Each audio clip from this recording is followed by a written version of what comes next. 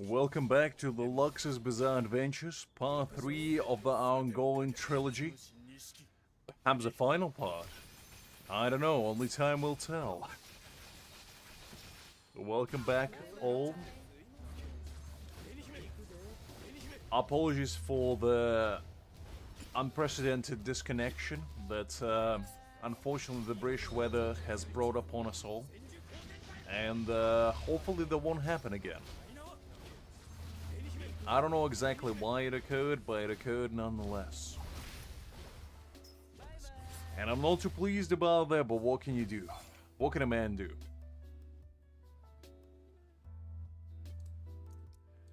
Wait for the chatbot to come back. But we're gonna persevere. We're gonna keep going. And try our best to stay afloat this time. I think I got a bit too rambunctious for my own good, and the almighty British weather decided to smite me where I was standing. Which is okay. Which is okay. No ideal, but it's okay.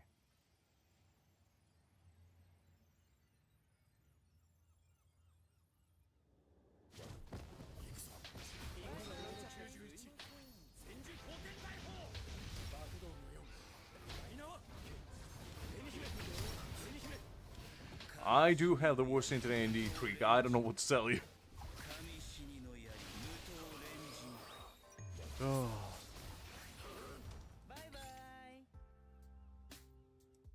Looks like my chat has a bit of a delay, so I can read it for now on my phone, but until it comes back on a big screen, it's gonna be a little bit of an annoyance.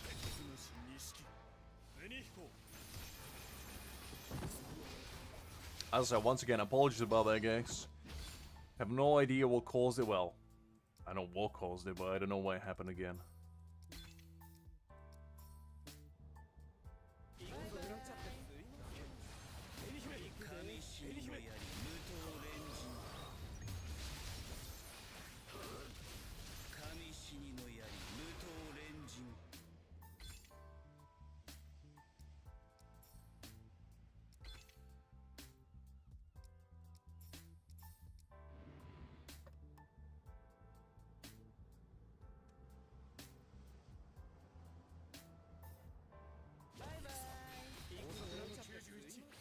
I might need to restart it on my end, because it doesn't pop up yet.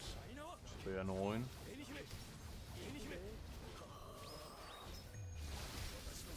Let me do this. Okay, there we go, that fixed itself. Now I can see the chat, now we're back in business.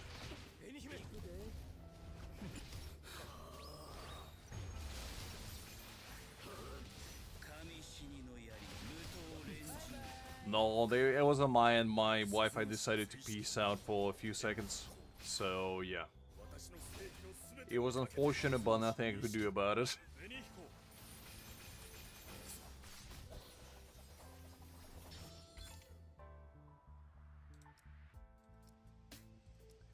I forgot completely what I even said, to be honest, Liz, but... Alright, you being part of the royal descent, right, I remember now. But yeah, Liz, as I was saying, I know too much for my own good.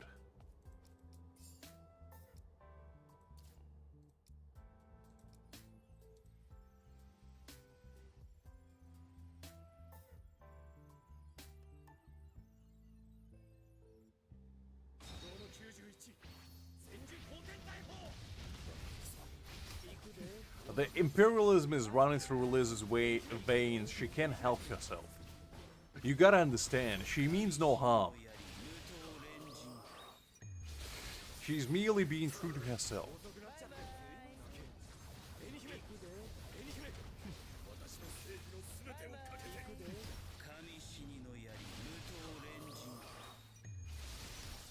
Privacy, schmieracy. Come on, Liz.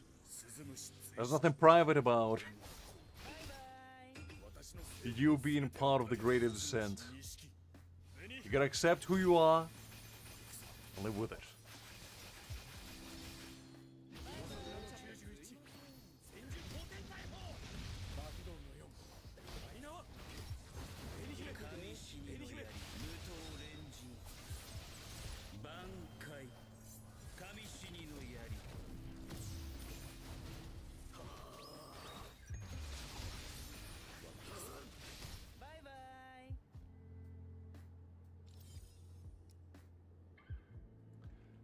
let's keep going.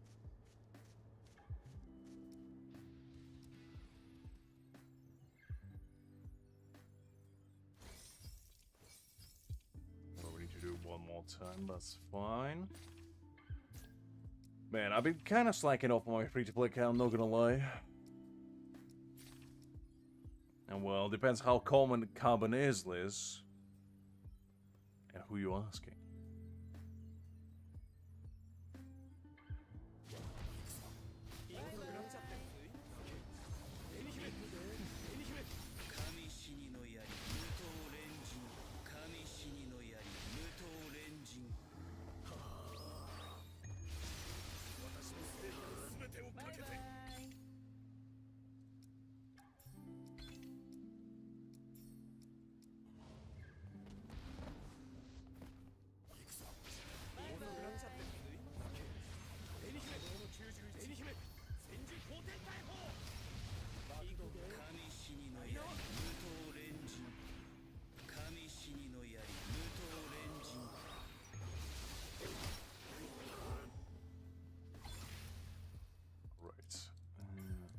That.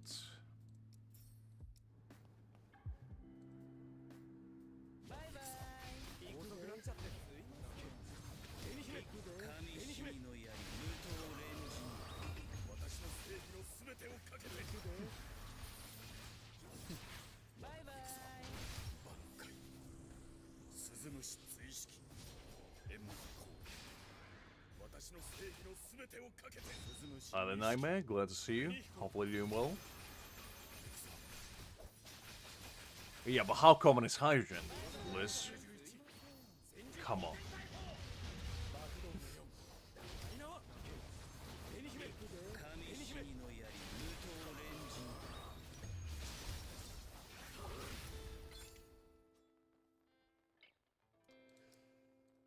Let's take that one.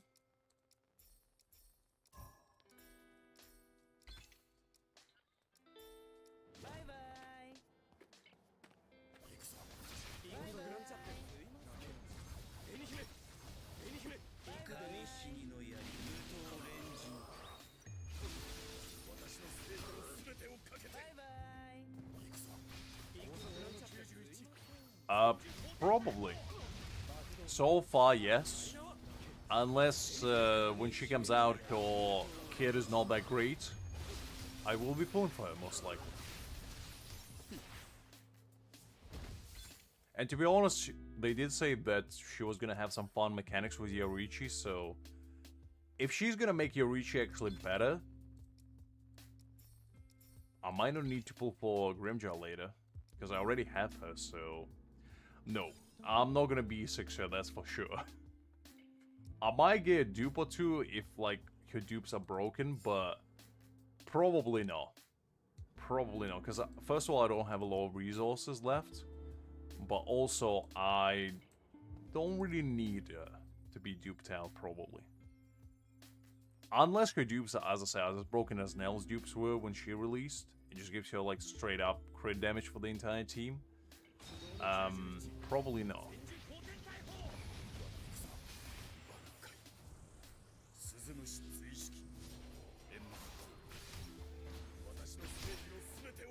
Look, Liz, I'm no whale. I'm merely, as you referred to before, a goldfish. Perhaps of overweight kind. As you so kindly referred to.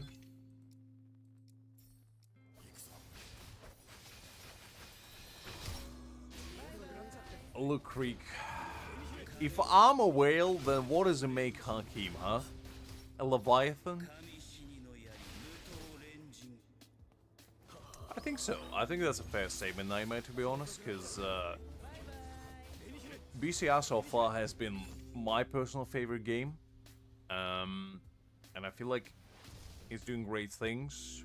It's living up to my expectation personally, and so far I think it's extremely well done. The devs are super engaging. The content get released all the time. There's plenty of ways to earn currency, so yeah, I would agree.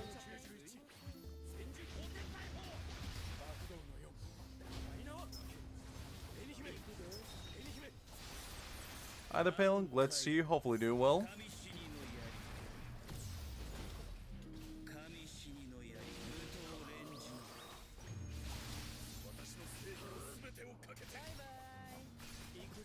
I mean, it is nice of them to give a free Orichi just for people who may be just starting to have a free DPS. It is kind of nice.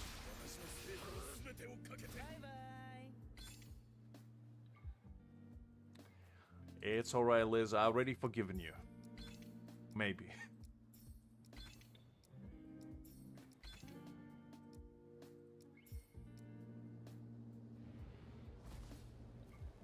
Yeah, it is indeed.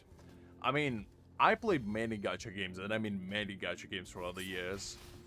And I never seen a game as generous as this one, with as high quality content as this one. So, I don't know.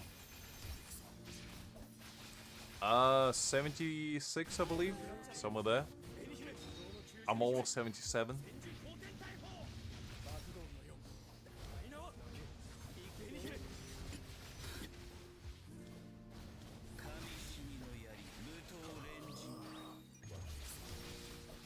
$79. Oof, golly. You've been grinding the game. I mean, to be honest, I do have quite a few pills saved up, so I probably can get to halfway 78, but...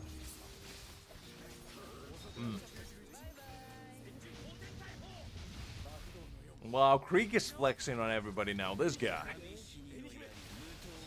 Level 8, golly. Slowly catching up to Liz. Slowly but surely. Liz is feeling threatened. Liz is feeling threatened right now. Krieg, you know what that means. You gotta brace yourself. Brace for impact. Look, Krieg, there's no excuses. Liz smelled blood in the water. She's like a shark. She's coming in. Hot and ready. Oh.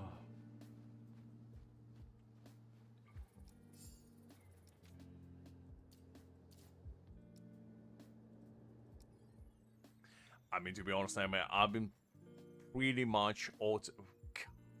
Ali. Ooh.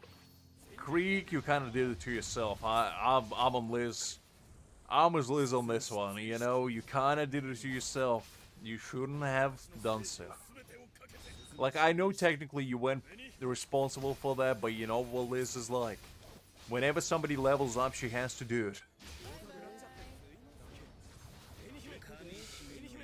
But yeah, I agree. I pretty much play this game a lot of cases with auto on, and the auto in this game is actually pretty good. The only time that I don't use auto is like during raid bosses. Guild boss, I try not to, but sometimes if I'm like super tired, I do. But everything else is like very auto friendly.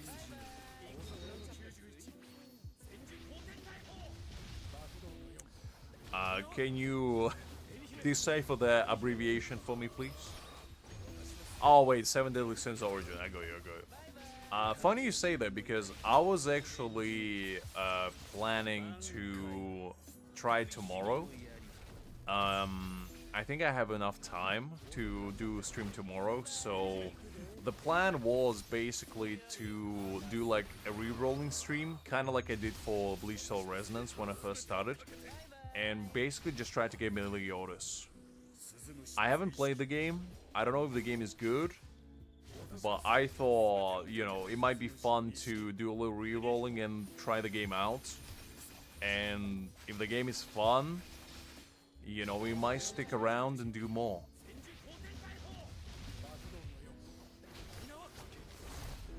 I'm not unemployed. Unfortunately, I guess. Nightmare. Unfortunately, I am employed. For better or for worse.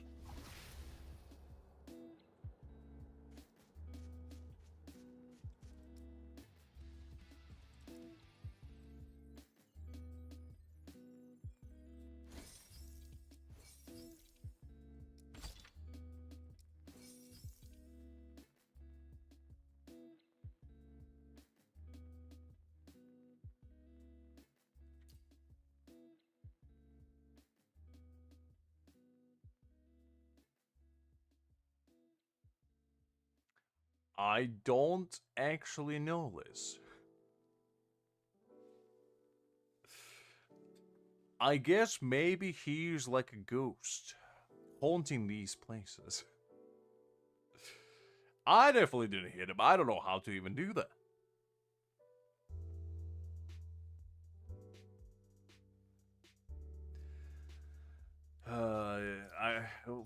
Unfortunately, the worst list is correct. I am unfortunately busy, but it's a bane of my existence. It is what it is, though. It is what it is. Oh, I'm sure they are, man. I'm sure they are. I don't consider myself as one, though. I just, I'm just doing whatever's fun for me. Calling me a creator is a bit of a stretch. Because what I create is probably a headache for a lot of people. That's what I create. Okay. Let's grab this one.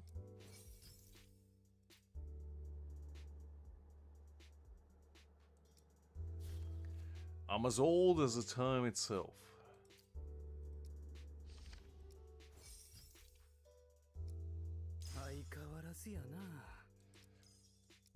Let's upgrade this, I guess.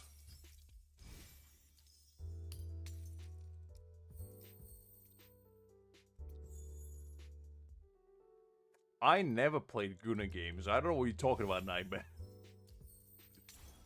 Unless you consider maybe Genshin or Honkai Star Rail Guna games, then no. But I never played Guna games, shall we say. That's not my hustle.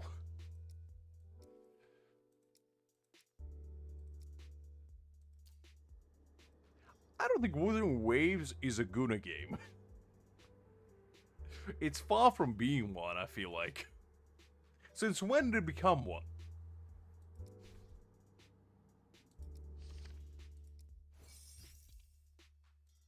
I don't know about that. I mean, on a Guna spectrum, Wuthering Waves is very mild.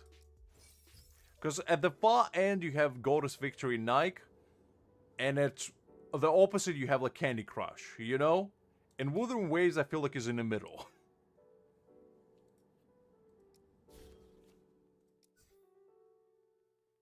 Oh, you see, that's your mistake. That's your mistake. You go on Reddit. You see, you never mix those up. If you take the game as its base form, I think it's fine. Reddit, if you take Reddit into account, that's where you know. That's when you make a mistake. You will dearly pay for it.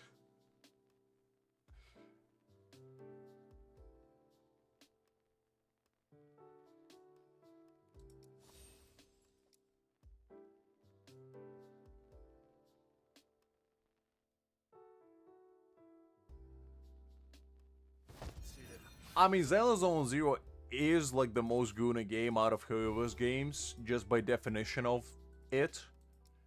But to be fair, any game is kinda it's all about what you make out of it. Because nowadays you can't really escape it, necessarily. So, yeah.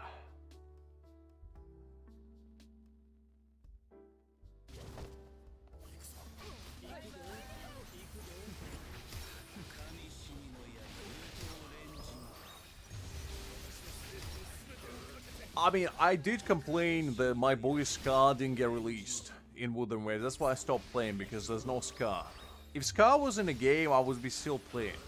Because he's the only reason why I even got into it.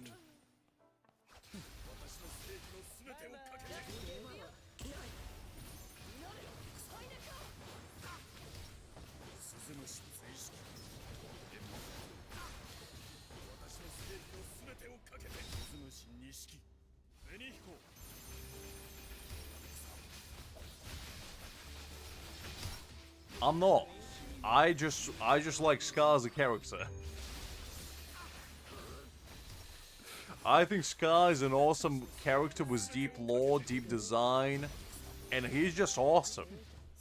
You're gonna tell me you look at the Scar and you be like, I don't like that guy. What do you mean he's annoying, Krieg? Golly, Krieg. Come on, you're gonna tell me the first little chapter of the game that you play with Scar's story, you didn't feel like that was really good. Like, come on.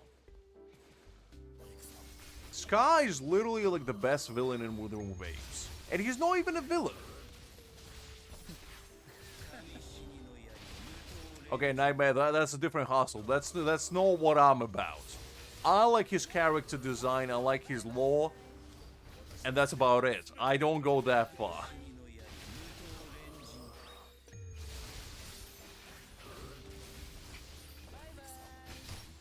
Golly, Krieg, you need to become a man of culture.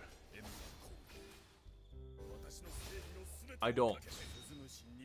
I used to, but I don't have time to play Wuthering Waves right now.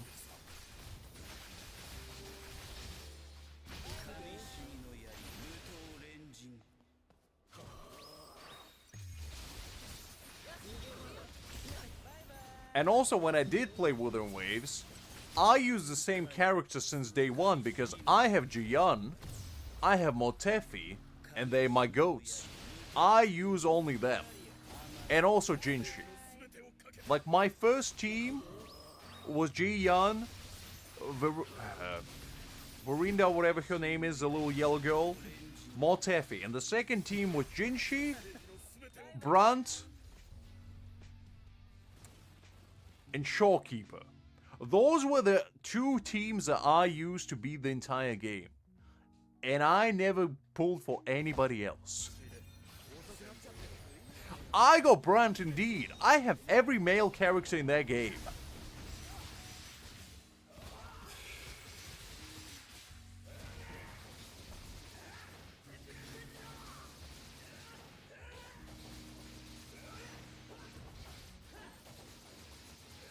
Because they sell better, Nightmare. That's an honest truth.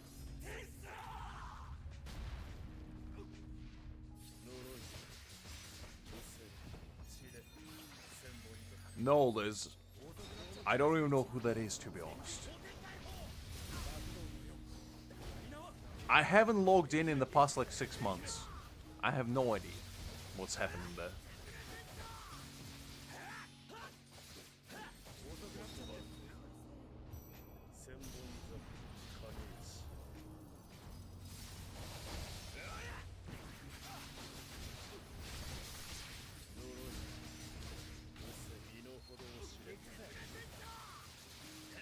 Listen, Liz, I know that, but I'm just saying, for general consumption, female characters sell better.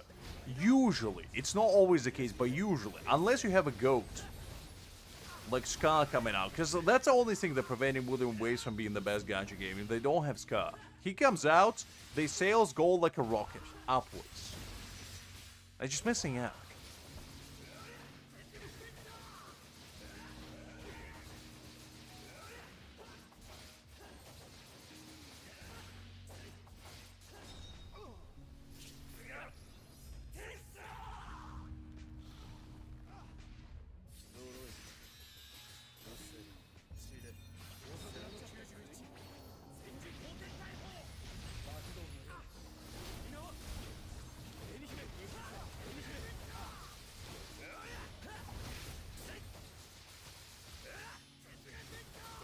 On this account, about 40k, I think.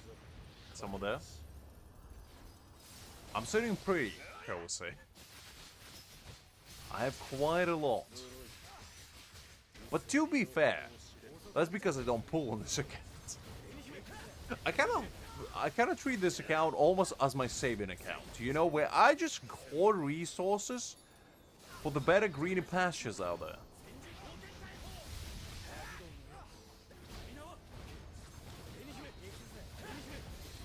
That is true, Pale. To be honest, I am looking forward to half anniversary because I'm looking forward to Grimmjow. Grimmjow is my goat, and you know, he's been a white whale. We've been waiting for him for all this time, and he better be good. Because if he's not, people are gonna be rioting on the street, and I'm gonna lead the helm. Because to me, Grimmjow, I was promised him 3 months ago, and I still don't have him. So, I don't know why, but I need him. Bleach Soul Resonance. Nightmare.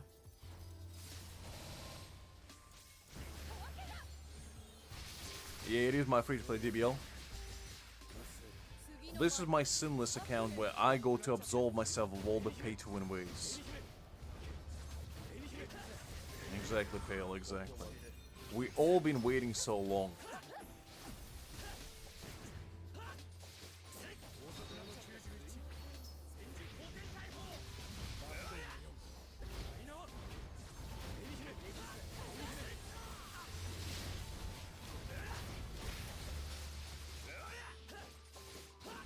Kinda, DBL, kinda. Actually, no, Nightmare. I don't have time to play many games, unfortunately, so no. This is the only game I realistically play. I try other games occasionally, but I don't have time. Like, this game already takes a big chunk of my day, because I play it for about 1-2 hours a day, and that's a lot for me personally, because I'm a busy man. But I do want to play more games, it's just finding the time for them, to be honest. That's why I don't get involved in, like, MMOs and whatever, no, because I don't have time for them. But, you know. Because to me, personally, when I have free moments, is between reading, like, manga, manhwa, or manhwa, and playing games. And 9 times out of 10, I just choose to read stuff, because, I don't know, it's just easy on my brain.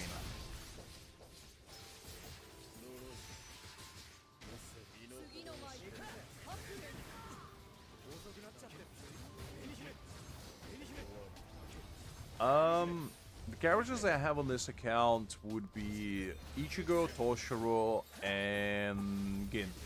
Those are the only 3 limited characters I summoned for. And I played since almost day 1, basically.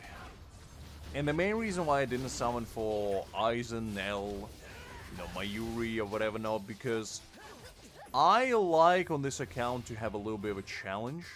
And the thing is, I clean up Frenzy Feast every week anyway. So I never had a reason to go for any of the characters. Because on this account, I want to push my free-to-play to the limits. Basically, what can I do with characters that I have without needing to summon for like the latest and greatest?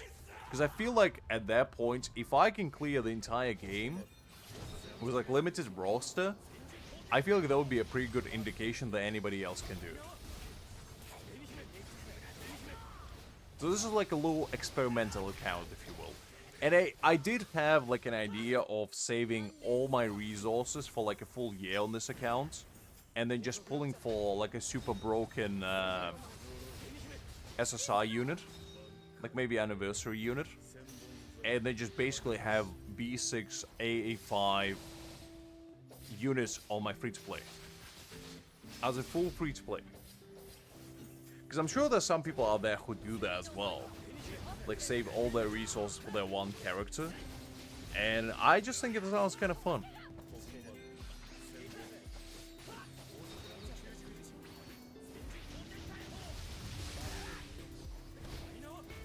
That's very nice, Pale. Very nice. Congrats on that.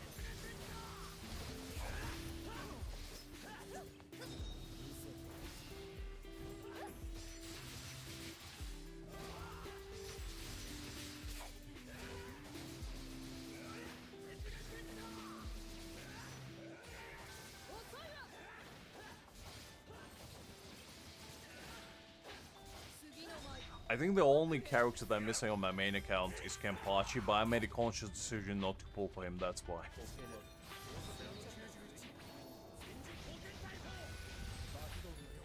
No. I am free to pay, and I always been as such. Never spent a single dime on this game, never will, never was.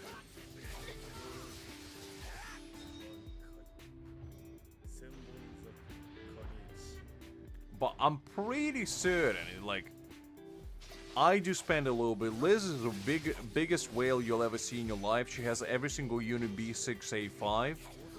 Krieg is lying to himself and is in denial that he's going to become a whale in the future after seeking support from his local bank. DBL is, a wild card. He could be spending millions on nothing at the same time. You just never will know. So yeah, that's a little squad for now.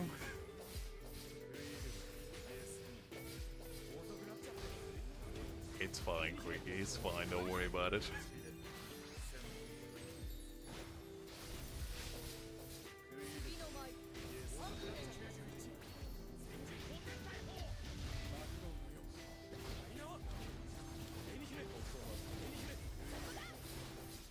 That's what they all say, Liz. The next thing you're gonna say is that you not swim in the deep ocean. Golly. Don't deny your true self. Embrace it.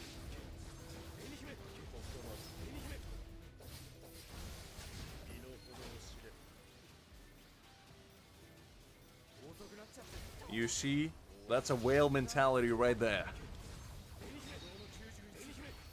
I mean, to be honest, I do feel like this game is much more enjoyable if you don't have that many boundaries on your characters, because it actually becomes challenging, but at the same time it becomes more fun. Because to me personally, I have much more fun clearing like difficult stages on my free-to-play than I have clearing them on my, I guess, pay-to-win account. Because on my pay-to-win, I expect to clear them. Like, I know this sounds bad, but like, you know, if I do have like B4 Aizen, B2 Nell, I kind of expect to be able to clear all the content, right? But on here, I'm like, well, I don't have good units for this particular fight, but like, let's see what we can do. And if I can clear it, great. If I can't, well, it is what it is. Kind of mentality, you know? And I feel like that's what makes it more fun. Because you kind of have to think outside the box and be like, okay, what units can I build? What teams can I make? And what can I do in general?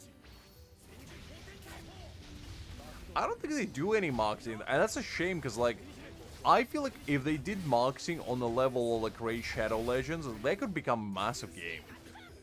Like, just get a bunch of content creators, you know, talk about it, or get, like, a good PR management just to get them out there. Because, like, the game itself has tremendous potential. Like, the only thing that it's missing to have, like, everything anyone could want is PvP.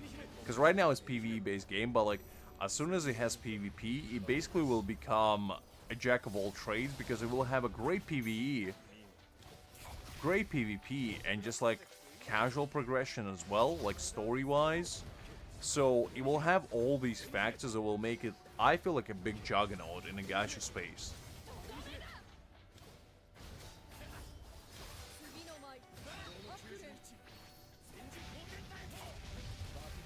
It's fine, I mean, don't worry about it. I'm pretty sure nobody in here has English as their first language. We all multilinguistic.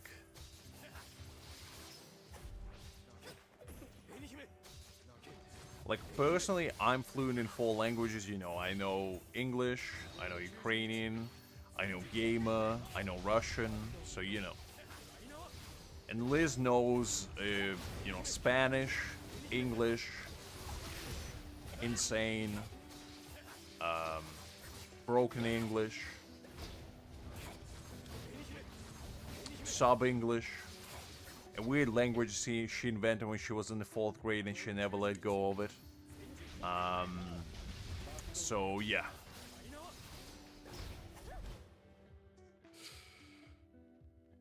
Oh, very nice, Pale. Very nice.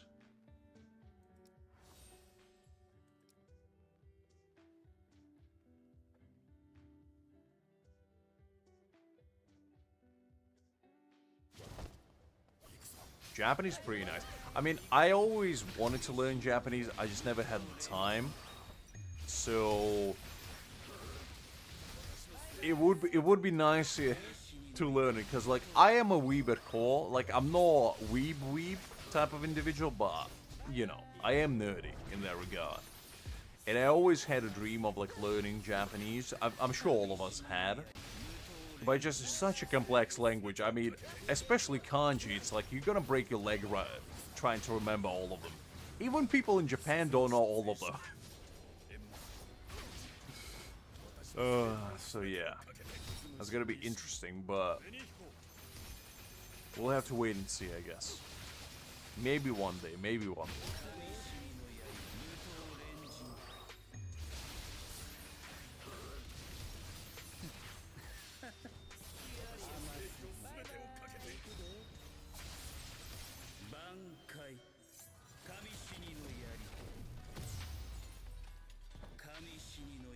Oh, interesting, Pale. Interesting.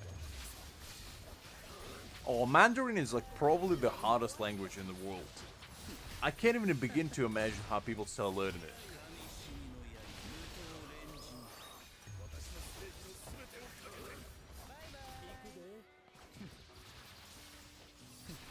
That's a cap. Saying the Portuguese is harder than Korean? Come on, Liz. Especially for you. Because, like, Portuguese has similar descent to Spanish. So I would assume you would be all about it, no?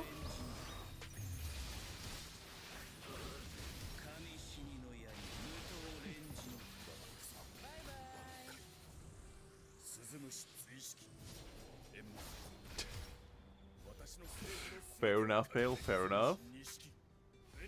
Oh, I don't even want to try Nightmare, trust me.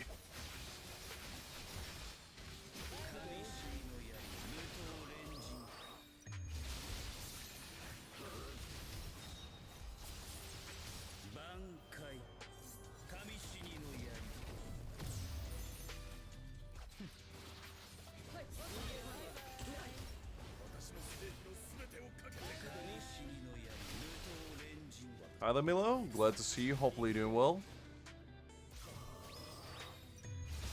I mean, to be honest, I don't even know where to begin with Arabic. Because, like, kanji, you know, and Arabic language, they all look like alien languages to me.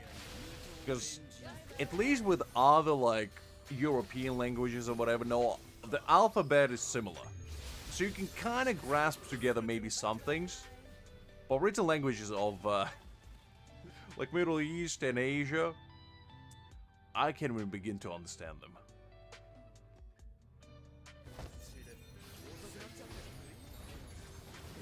Nah, Polish is not that hard, Krieg. As somebody that knows Eastern European languages, Polish is not even on the same level.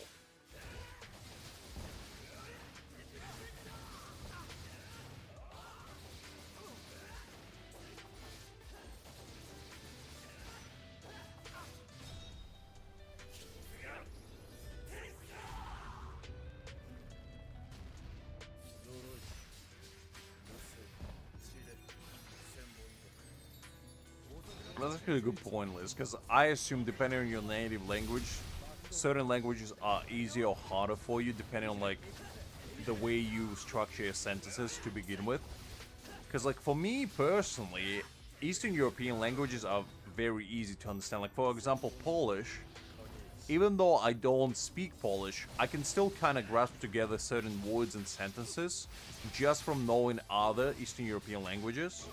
And I feel like it's probably the same with, like, Spanish, for example, like Portuguese, maybe even Italian to an extent. You might be able to grasp certain things. So, you know, like Latin descent type languages. And the same probably with Asian languages. Like, if you know Chinese, you probably can grasp a little bit of Japanese or Korean. Stuff like that. But yeah, totally agree with that.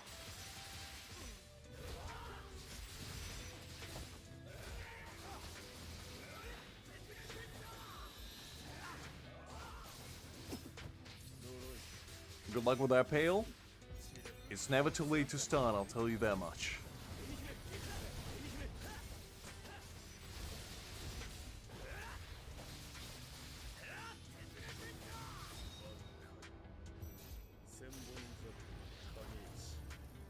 French, I don't know about that. French is a very difficult language. I can see why you would think that, but I don't know. Because my dad knows French, and every single time he speaks it, my brain just blue screens in real time. I'm like, I don't know what's happening.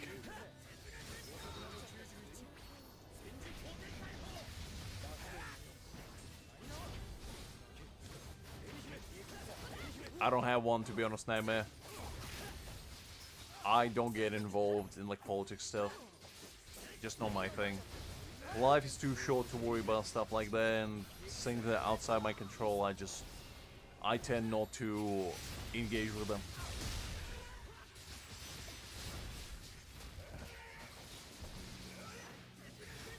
Duolingo.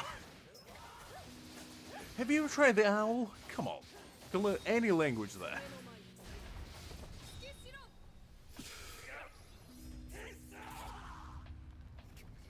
I wonder if the more languages you know, the easier it is to learn new ones. Or if it's gonna get even harder. Because I know some people that know like 10 languages, but the thing is they grew up with them. Or at least majority of them. But then there's some people that know like 3 or 4 languages, but they learn by themselves. And I wonder which one would be harder to like retain and actually use for like learning new languages. Because obviously your brain has a limited capacity. And I feel like you might max it out if you learn more than you bargained for.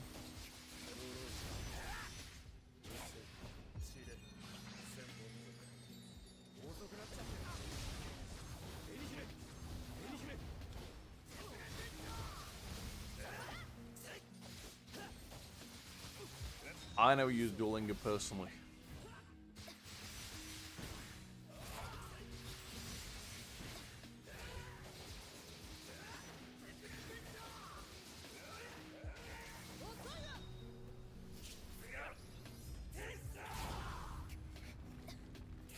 I guess so, Liz. I mean, I don't have like a personal example of that, but when well, I guess I kind of do. When I was learning English, for example, it was much easier for me to learn while speaking to other people, rather than just learning it by myself. But, yeah.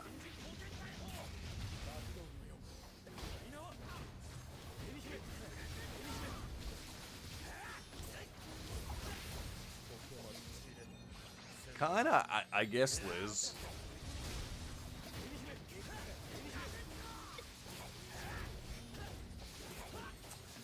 No. No, Milo, my Ichigo is B0. The almighty B0. I didn't pull for his dupes because I don't believe in duping out your DPSs. I feel like your DPS in the future will become your tactical unit. So, I don't really care that much about them. The only exception is Gin, because Gin is pretty much does sub DPS damage while not being on the field at all, and out damages everyone else. So he's the only exception, but everybody else is like kind of whatever.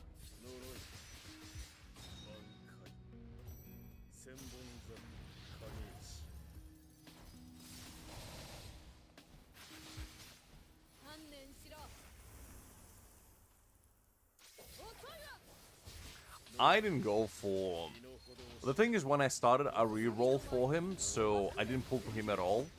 And the main reason why I re-roll for him because he was a starting unit. And that's what you kind of do with these kinds of games if you do re-roll. You get your base character, but you... In the back of your mind, you're like, okay, this character is probably going to get outdated relatively soon.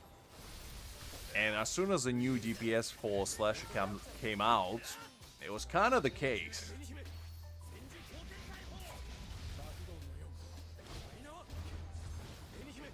Listen, if it is Aizen, then yes. But I'm gonna do it out of principle. I'm just saying in general, if we're taking like raw, you know, DPS, I'm not that interested. But in the future, I have a sneaky suspicion that they're not gonna be just DPSs. Because we're shifting towards a meta of like utility rather than raw damage. Because like, Gin is a DPS character, but he provides utility by doing pretty much passive damage. And I feel like that's what DPS is in the future gonna become. They're either gonna have like a mechanics that benefit the entire team, or tremendously benefiting themselves, where they like self-sufficient. Because otherwise, the tactical unit is just gonna outscale them. We're already seeing it now with, you know, Aizen and Nelliel. They pretty much DPSs. So, unless they change trajectory, tactical units are going to be new DPSs.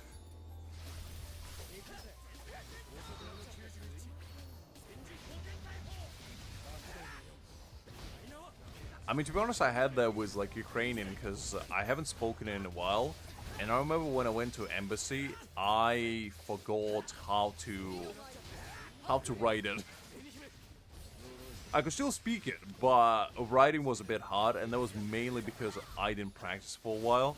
So I definitely can relate to that, Liz. Your brain just kind of like blue screens in real time. Hi, Trident, glad to see you. Hopefully doing well.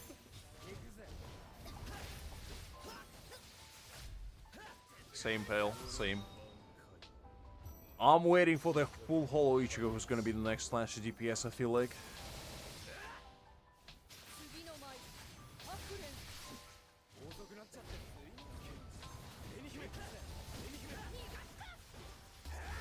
Yeah, but to be fair, Hakim, what would you rather have? A hybrid DPS that can also do damage? Sorry, a hybrid support that can also do damage? Or would you have rather just pure DPS? Because to me personally, the answer is clear. I'd much rather have a utility unit that can also dish out strong damage. I did get my Yuri. I did get my Yuri on my main. Fully built and everything.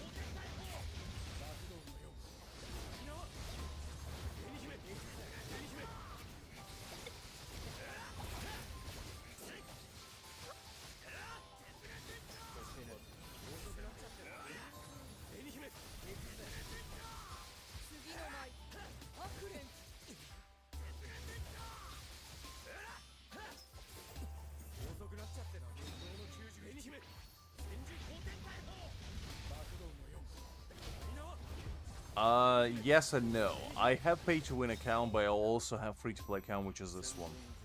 So, technically yes, but also no.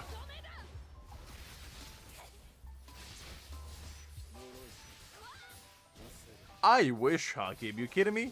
If I owned a company that disposes of, or procures oil, rather, in Saudi Arabia, do you really think I wouldn't have every single unit B6? Like, come on. They can't find me, Nightmare. I'm too hidden. They only wish they could.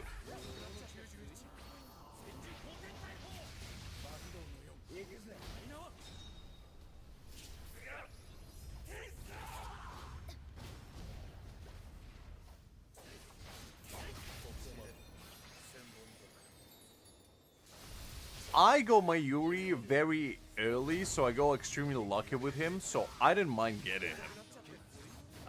But I just got him because I see a future potential in him.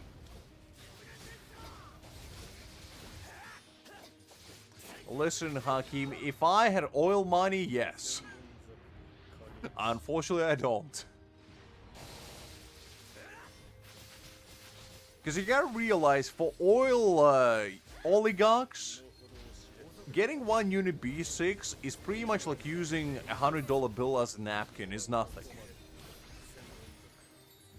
And if I ever reach that kind of level, you better bet that I'm gonna give you all B6 units as well. Because that's the kind of man I am.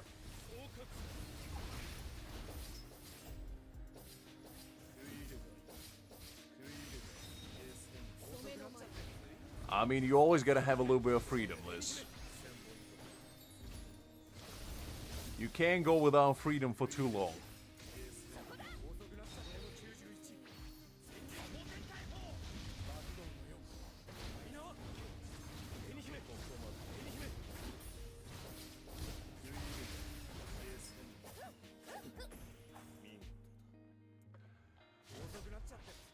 Okay. We'll try it again later.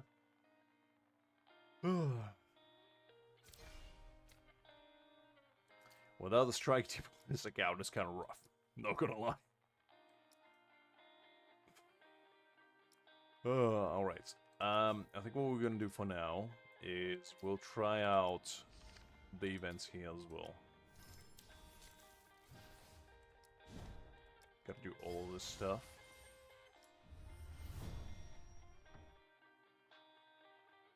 Maybe, Haki, maybe. I mean, to be honest, like, at the end of the day, as long as I'm having fun, that's all that matters. Because money is great, but like, with great money comes a lot of headaches.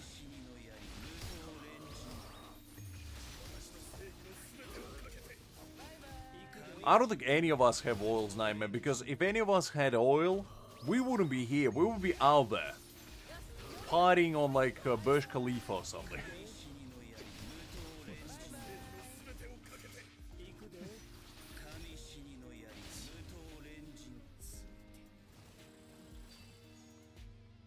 Don't we all, Pale? Don't we all?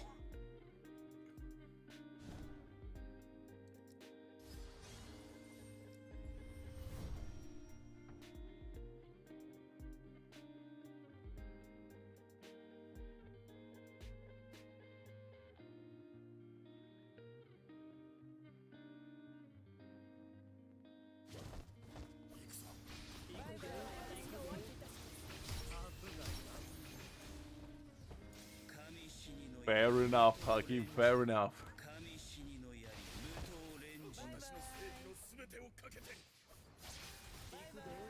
Avocado oil, golly, Liz. Do you know how much avocado oil costs? This woman. It's actually more precious than the actual oil. You kidding me?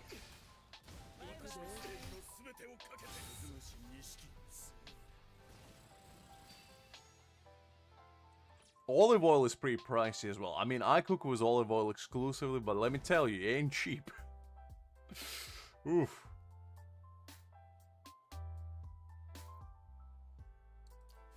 You shave your face with olive oil? Now that's a bit extreme. And you're not even Italian, Pale. Come on.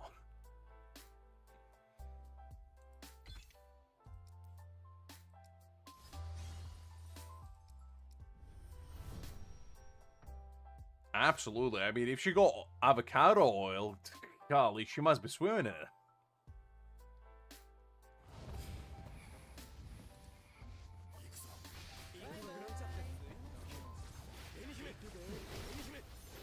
Listen, Liz. Avocado oil is still expensive. I don't care where you are. You kidding me?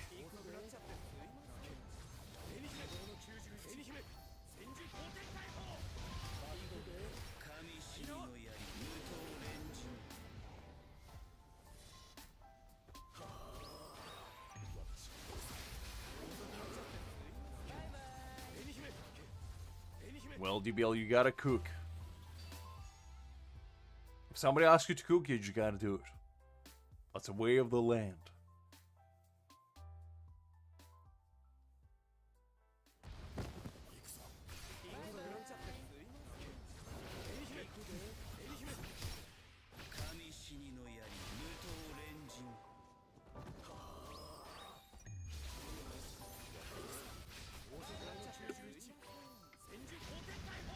Nightmare, do I look like the kind of man that moisturizes himself? Because no. No is the answer. The only moisture I have is in my teacup. In the form of tea. Any other kind of moisture is forbidden from my body.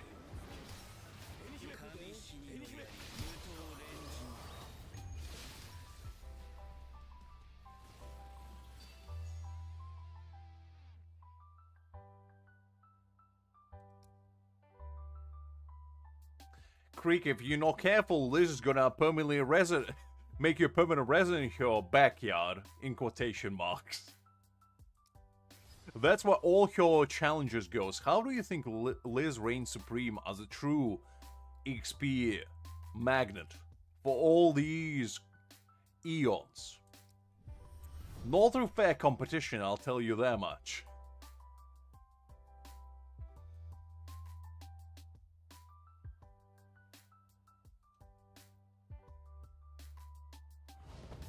I think skincare is a scam as well.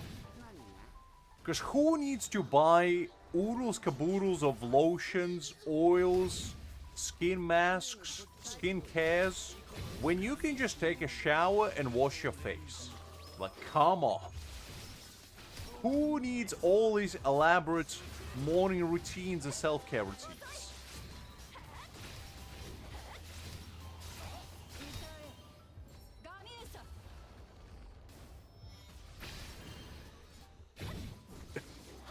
Liz is gonna put you to work. You're gonna be collecting corn for days, Hakim. You gotta be careful.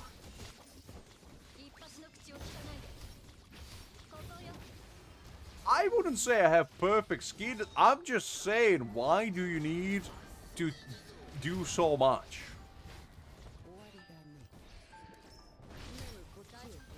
2 hours? Oof, God.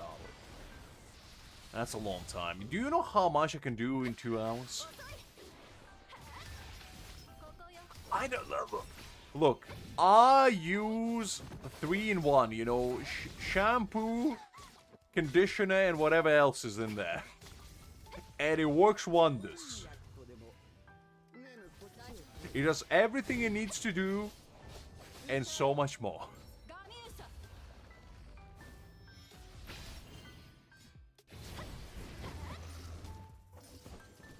Look, I don't know. It smells like bergamot and orange. That's all I know. Everything else is outside my viewpoint.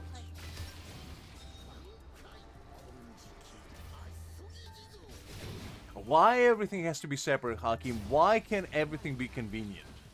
Like, come on.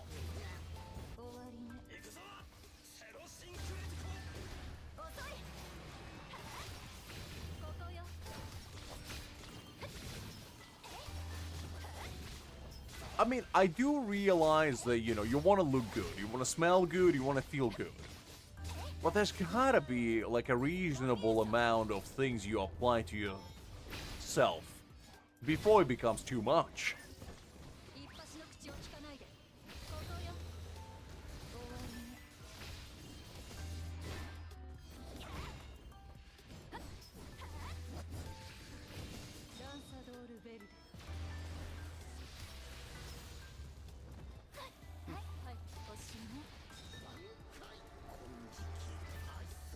Two hours is normal, Hakim? In what world is it normal to spend 2 hours in the bathroom? What are you doing there? Are you trying to uncover the fountain of youth in the recesses of Hispaniola? Inside your own cranium? Like, what's happening?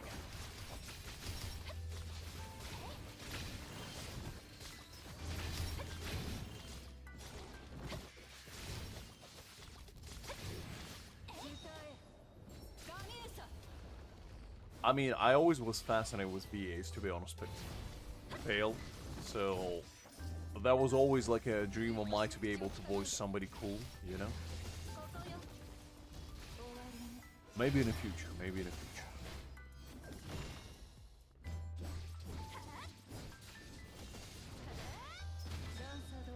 I don't think I do, Liz. I don't think I do.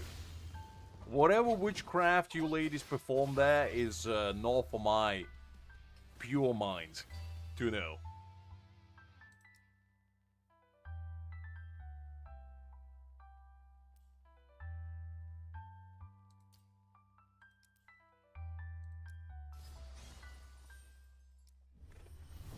Oof.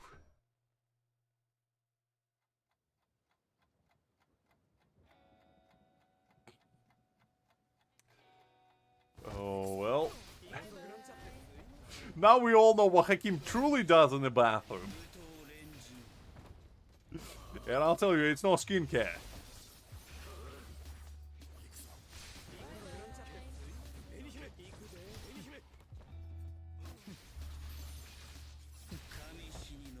I believe masturbator used to be like a fishing lure that they were advertising back in the day. It had like the full commercial and everything, and it was like one of the funniest things ever. Because the guy that was trying to advertise clearly knew what he was doing. And I'm gonna leave it at that.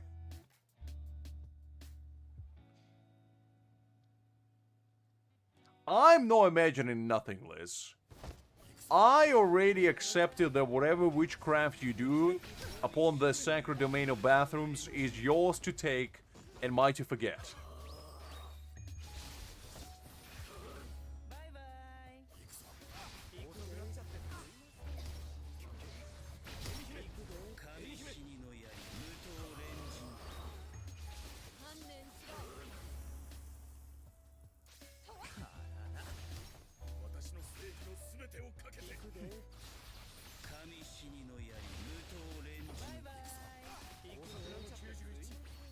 You gotta ask Hakim, he's the expert here. He's the love guru if you ever need one. Ah, fair enough, Liz, fair enough. Because to me, I'm a simple man. You tell me not to think about something and I'll forget it in 2 seconds. You might tell me to think about it and I'll still forget it in 2 seconds. That's the power of my mind. Or early set dimension. I don't know which one, but one of them.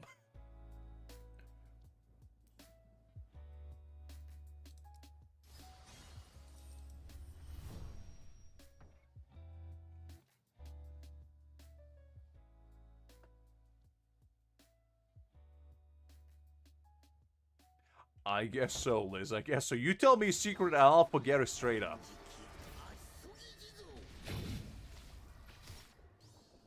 No, Nightmare. I was never about that hustle, to be honest.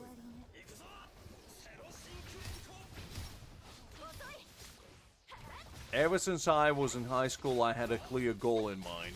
And said goal involved retire as soon as possible, because working is not fun. I don't have time to go on dates. I only had like 3 girlfriends in my time. No, it's not 0, but it's not high. And I don't drink either, so I've never been to like parties or whatever, no. I was always a pretty active individual.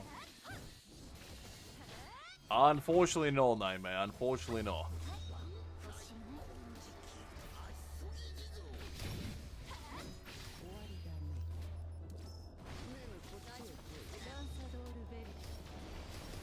Hakim is the second coming of Don Juan over here. 11 is not even worth waking up in the morning for him.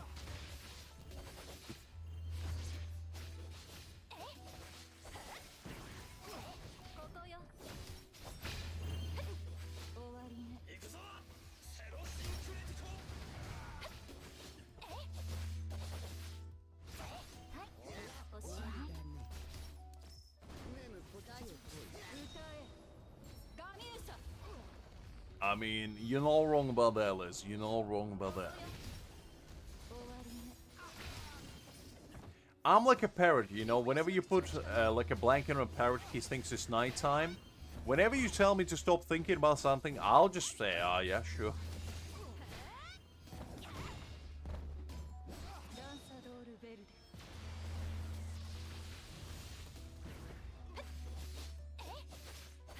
I guess so, Hakim, I guess so. Gotta do my part.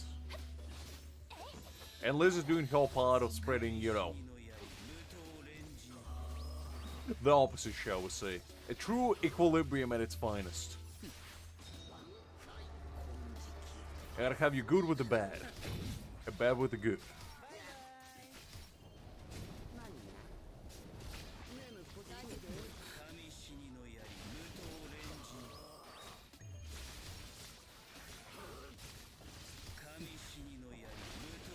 I don't know what that means, Nightmare, but I'll take it as a compliment.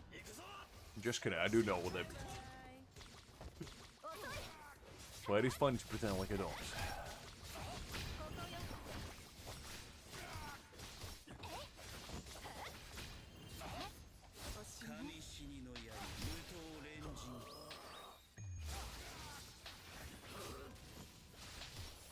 Golly, Hakim is climbing over here, Liz. Liz, are you feeling threatened? Hakim is coming for your number 1, please. The man is slowly but surely climbing. I don't think it's that hard, to be honest, man.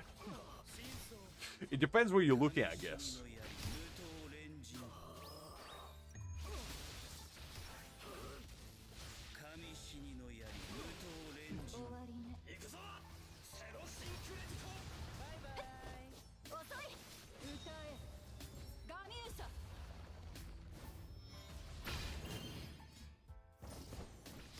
I mean, it depends, I guess, what age group you're looking for.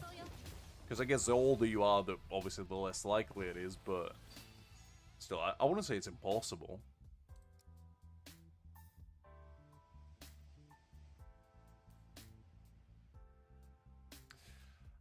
I mean, you know, depends where you're looking, I guess, Nightmare. There's plenty of good people out there that, you know, wouldn't do stuff like that.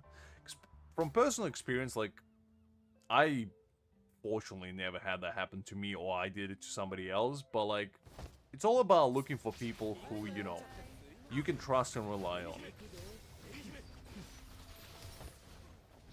Like, just don't be in a romantic entanglement with people that, you know, are prone to doing such things, shall we say.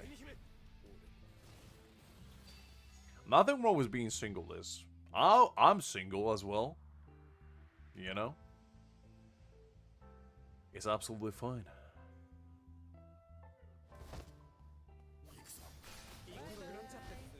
And to be honest, being single is easier in regard, because, like, you gotta think about it this way. When you are single, you gotta only keep yourself alive. When you are in a relationship with somebody, you have to keep yourself and them alive.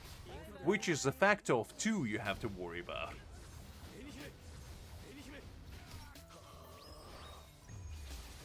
Oof, Hakim, come on. Come on, don't say stuff like that, golly.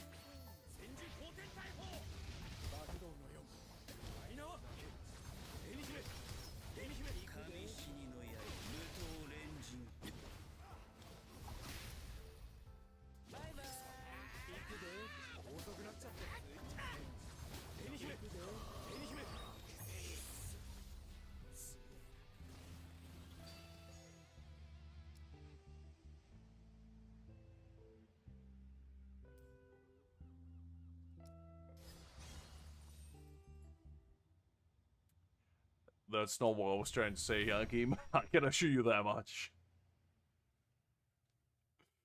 I just, you know, last time I've been in a relationship was when I was 20, and I just, ever since then, I just didn't feel like getting entangled in all the time, because the timing wasn't right, and also, I was just too busy, and I had other things going on, so I just didn't feel like I needed anyone.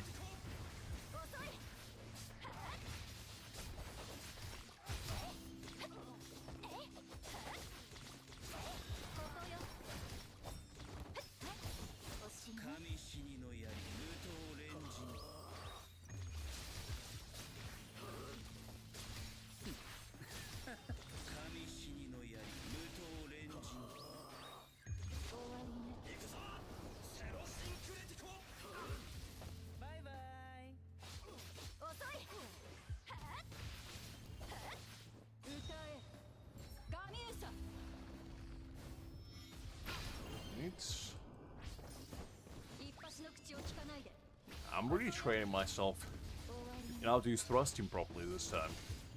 They actually got the rotation kind of locked down now, which is nice.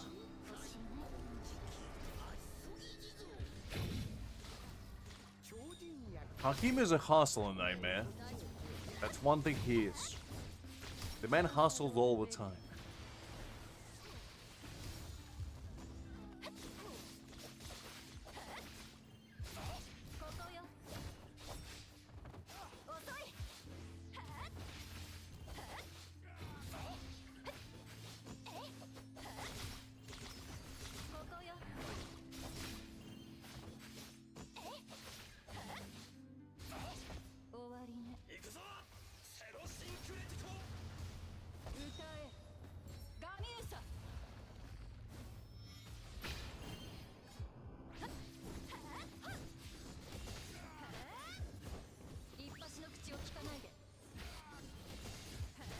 That's true, DBL. There is a lot of people out there who are down bad, but what can you do?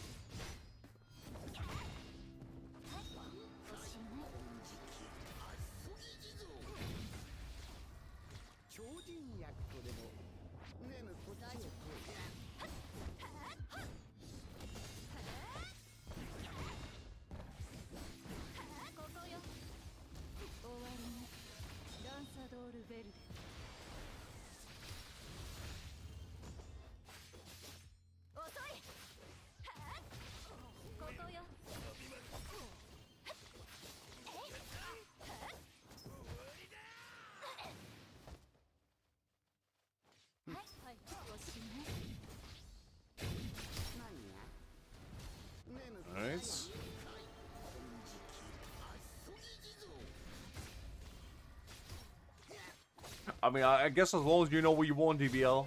As long as you know what you want.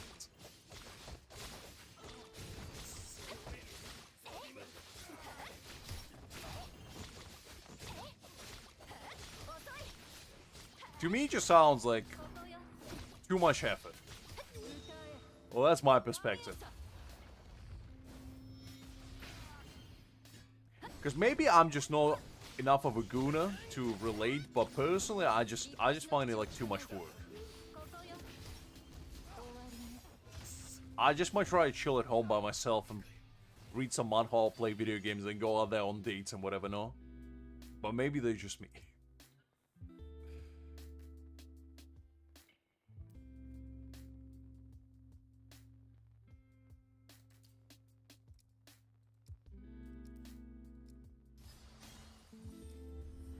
As soon as you said people, you lost Liz. She was like, people? What is that? Sounds gross.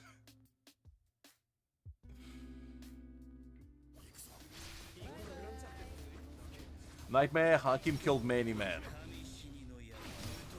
He was on par with Solid Snake. He was slashing and dashing over there.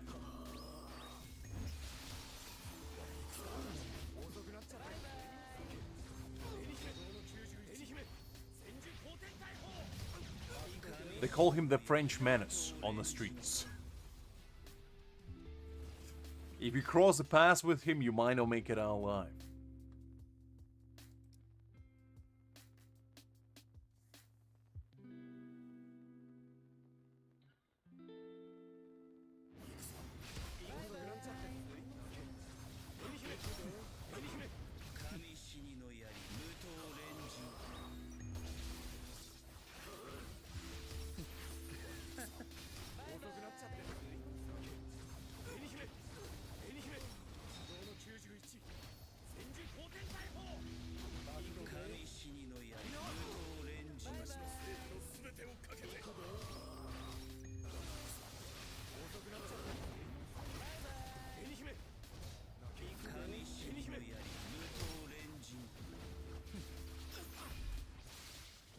To be honest, I'm not really about that hustle either. Because having a kid is a lot of responsibility, and I don't think I'll ever be responsible enough.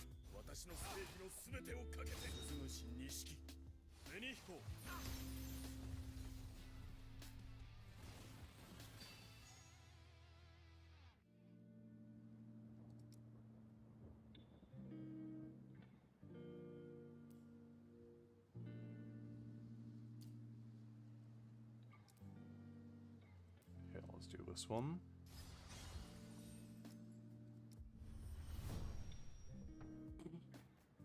Fair is fair. Couldn't argue with that one.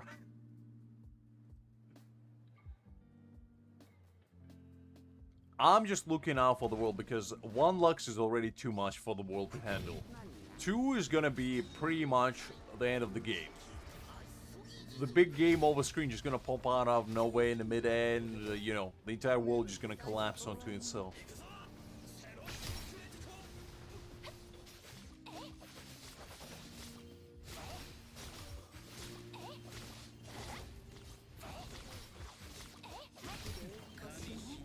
So Liz basically wants to have a kid as a pet that she can willingly and unwillingly, you know, play around with and then be like, okay, off you go. Daycare is over.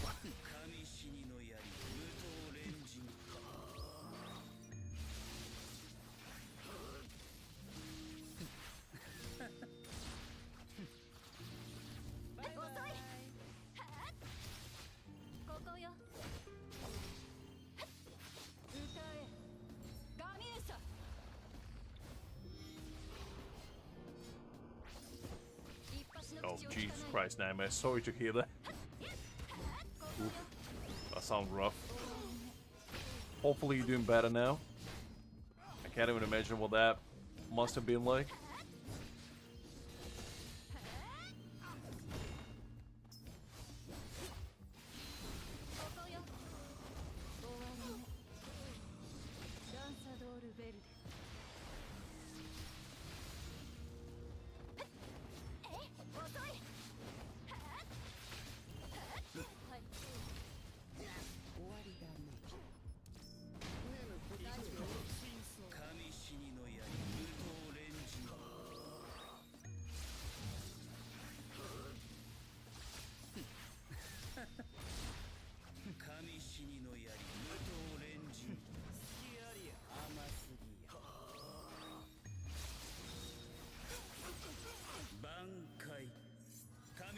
I mean, to be honest, for me personally, I'd much rather have an individual that I just vibe with to be in like permanent relationship rather than just go out there and play ball, shall we say, all the time, because that's a lot of work. It's much easier, I feel like, just to find a permanent partner that you resonate with on a personal level and just have a relationship with. Than it is to go out there and, you know, play the field game, shall we say. Nah, too much work. I mean, I have female friends, but not those kind of female friends. It's not my thing. I know some of my friends who are like you, Hakim, who like go partying every night, you know, come back with the lady of the night and repeat that all over again the next day. But to me personally, that just sounds like a lot of work that I'm not prepared to get involved in.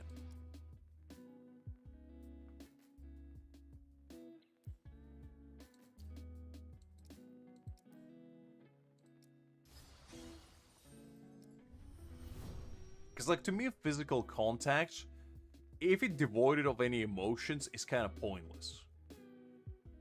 Like, it's good to have, like, a company of somebody, obviously, but at the same time, if said company is just there for, like, as a one-night stand, what's the point? But it could be just me, I don't know.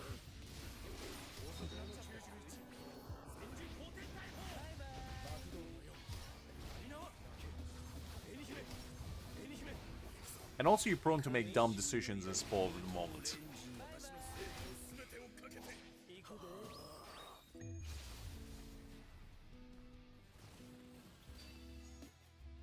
I mean, majority of my female friends are already in a relationship, to be honest. I do have a few that are single, but like, I don't see them as potential romantic partners because I see them as friends. If I saw somebody as a romantic partner, potential, I guess, I wouldn't be friends with them first, you know? That's just the way I think about it. If I'm interested in somebody romantically, I disclose immediately.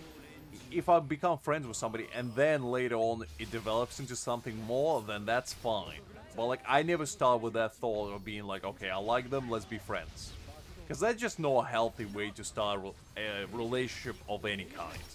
Especially if, you know, you're planning to get romantically involved with somebody later on. You either disclose it immediately, or you don't become friends at all. Because, like, otherwise you're just gonna make it very awkward for both you and them in the future, and you just want to avoid that kind of situation. If you're making friends, it's gotta be just to make friends. And later on, if it develops into something, so be it. But just beginning, you know, the entire string with the purpose of something else later on is not healthy, I feel like. I guess, Hakim, but like, to me personally, that's just too much work.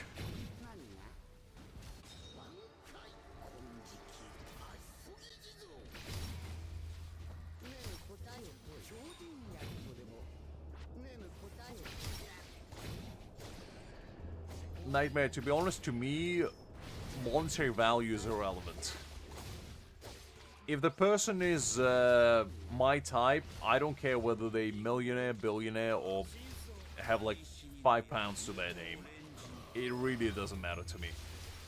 Because money is momentarily, but like the human connection that you can get with the individual is gonna last your lifetime. Especially if you're looking for like a partner that you're gonna spend the rest of your life with. Like, monetary value is worthless at that point. Because, like, you can always get more money. Like, at the end of the day, it's not be-all, end-all. And you also can get your own money, you know? You don't have to rely on other people to get them, but... I don't know. Honestly, to me, human connection is way more important. My astrology sign is Cancer and Dragon, if that helps. I don't know what that means, but, you know, that's what I've been told.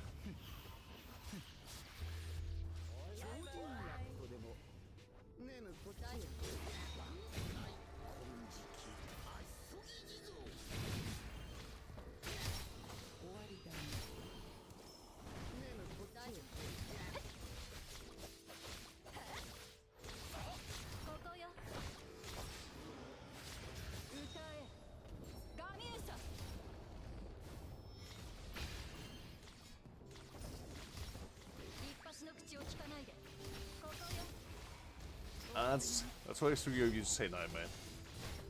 I mean, I don't see myself as, you know, like a saint, because just like everybody, I have my own flaws and whatever, no, but I don't know.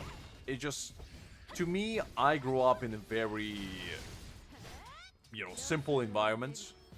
I never had any, like, quote-unquote players around me. So, to me, you know, I saw what my parents were like, I saw what my grandparents were like, and, you know, that was basically my example. Because my grandparents, for example, they married when they were 20, and they've been together for the past 50 years. You know? And that's like an example of a happy marriage, because they're always extremely happy together. They, you know, spend essentially majority of their time together. They've been through thick and thin, they've been through good times, been through bad times, and they persevered, you know? They had my mom, and my uncle, you know? They're still together. Doesn't mean their marriage was perfect always, but, like, you know, they're always happy to be around each other. And that's what I feel like you want to achieve years and years down the line. Just to be happy with the person that you decide to spend the rest of your life with. That's the base what you need, I feel like, from a relationship. Because if you're not happy with somebody, then what's the point?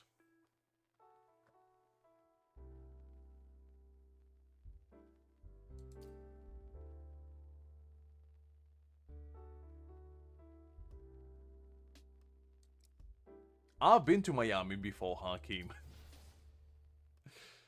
I know exactly what it's like. And let me tell you something. I wasn't that impressed. I mean, it was fun, but like, I've seen better. I've seen better. Is basically what I'm gonna say. And you can take them for what you will. Because like the party life in Miami is quote unquote the best, a lot of people say. I don't know. I kind of find it kind of bland, personally. Because it's only... It's for certain kinds of people, shall we say. Loose cannons, as I would like to describe them. If you're somebody like me who's a bit more reserved, their city ain't for you. Not to say that it's bad, it's just, you know, it attracts certain kind of individual.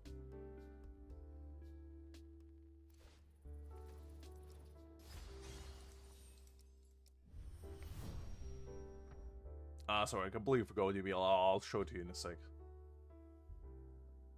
As I say, I think it's about 40-something K, some of the...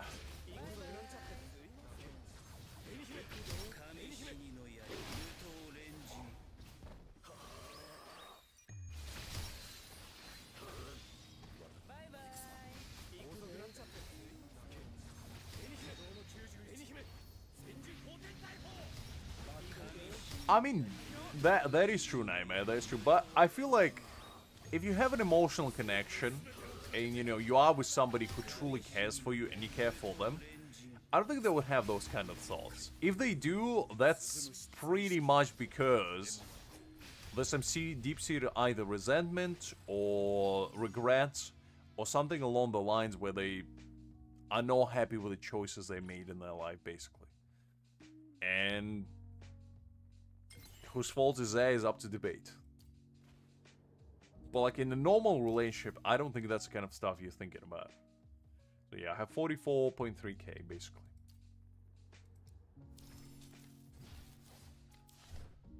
Let's go back to this one.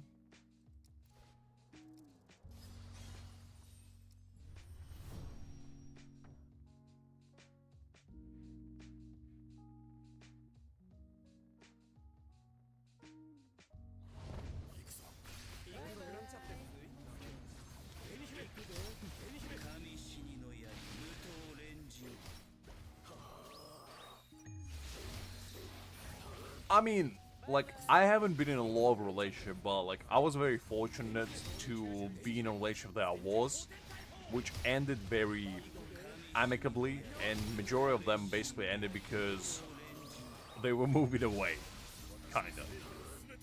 But from the ones that I did have, if you were yourself, like, I didn't try to put on airs, I didn't try to pretend to be somebody I'm not, and neither did they. We're just honest, open with each other, and that's kind of all you need, really. Like, a lot of people try to pretend something to be better than they actually are, and I feel like that's what ruins a lot of relationships, that you're not honest both with yourself and with your partner. And if you build a relationship on lies and deceit, it's not gonna last long. That's why you're always gonna be upfront, basically be like, this is who I am, this is what I'm about. If you don't like something about yourself, I feel like you shouldn't tell it straight away, but you still should be open about it and be like, okay, I'm trying to change this part about myself, but this is who I am now. Like, whether it's an addiction, whether it's something you're not proud of, you always gotta be upfront about those kinds of things. And if somebody understands who you are truly and accepts you for who you are and maybe helps you change if you want to change, that's a person that is worth keeping around. It's not necessarily even being a good guy, just being a decent human being, you know? Because being a good guy has a bad connotation to it nowadays. Like being a simp and all that, but that's not really the case. Like, if you're a decent individual that, you know, knows your own self-worth, but also doesn't put other people down to bring yourself up, I feel like that's what's important. And as a human, connection is pretty much essential in any sort of relation, whether it's friendship, whether it's relationship, whether it's even like acquaintances. You have to have honesty, you have to have certain understanding of each other, and if you don't have that connection, you don't have the trust, you can't really develop further relationships, so it kind of usually breaks up. That's why majority of marriages end up in divorces within like the first year or two, because people just get married without realizing who they're married to. That's the sad fact of things.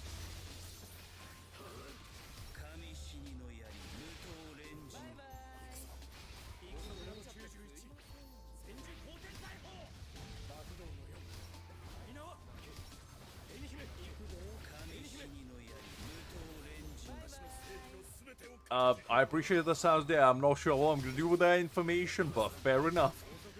Thank you very much for letting me know.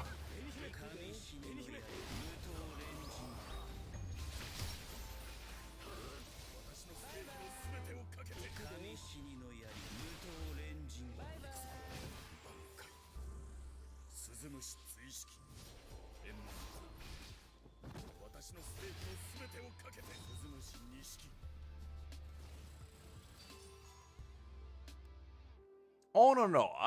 Hakim, 100%. Like, obviously, no relationship can go perfectly. Like, sometimes, even if you are being honest, even if you are, you know, being open-minded, you don't know if the other person is. Like, it is kind of a gamble, because you basically being vulnerable, and you expecting somebody else to do the same for you, and, like, reciprocate in kind.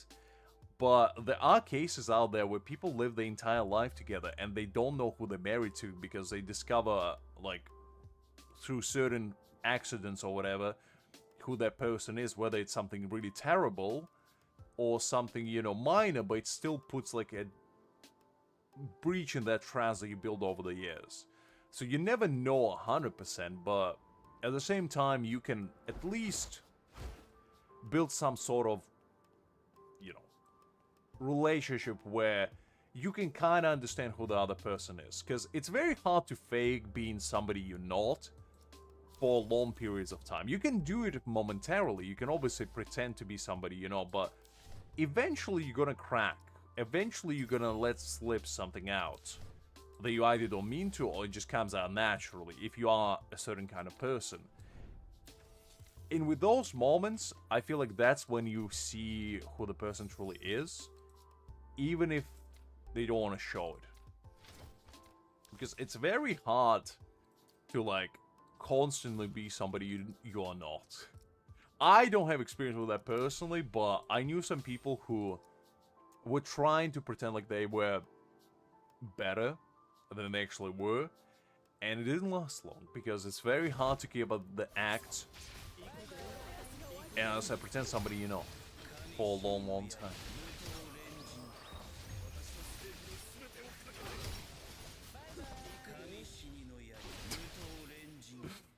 Fair enough, DBL, fair enough.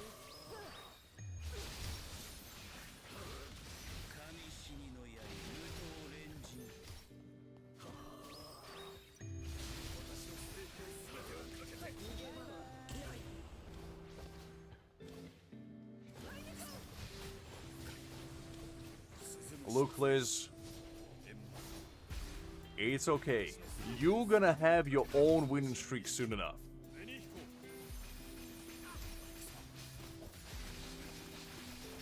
Very nice out of there, very nice. So you are a little bit of astrologist in disguise, are you not? Trying to consult the stars for all the predictions? If the stars tell you winning lottery numbers, be sure to share, you know? Is all I'm gonna say. Nightmare, I think you're asking the wrong man.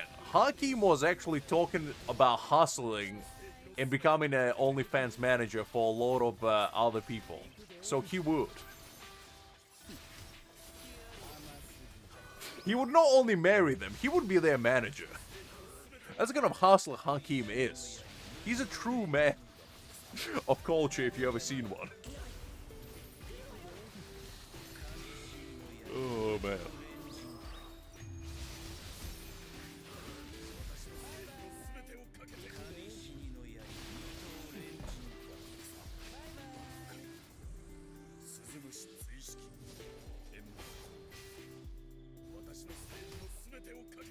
I mean, it's probably a good skill to have if you can actually predict future, at least even in low margins. I feel like it's a good one to have.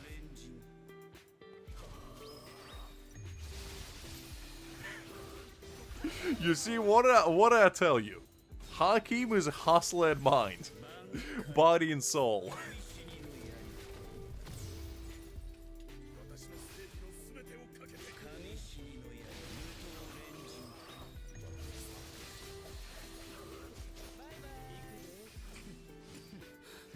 I mean, I wouldn't say I don't believe in it, Nightmare, because it's one of those things. I feel like it's cool if it is real, but if it's not, it is what it is.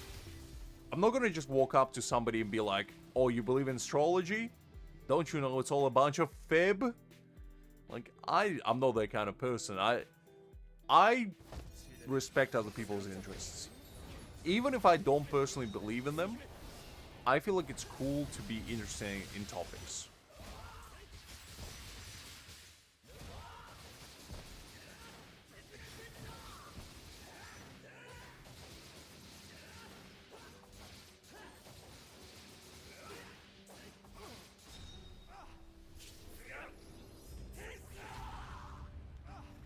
Exactly, yeah.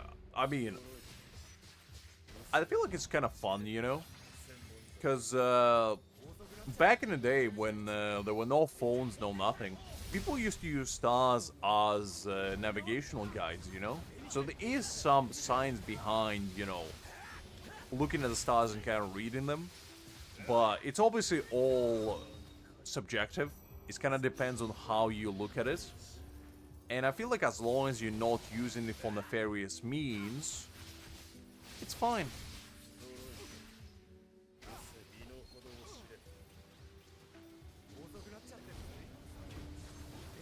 Well, I know it's different, but like, still, it's in the same vein.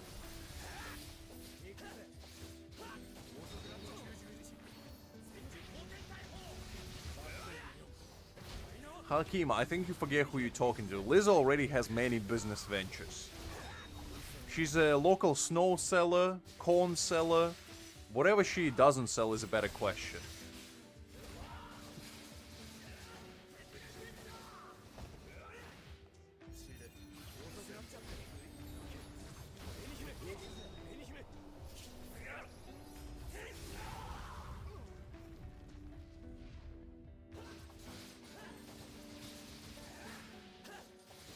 Where do you think all the corn comes from, Nightmare?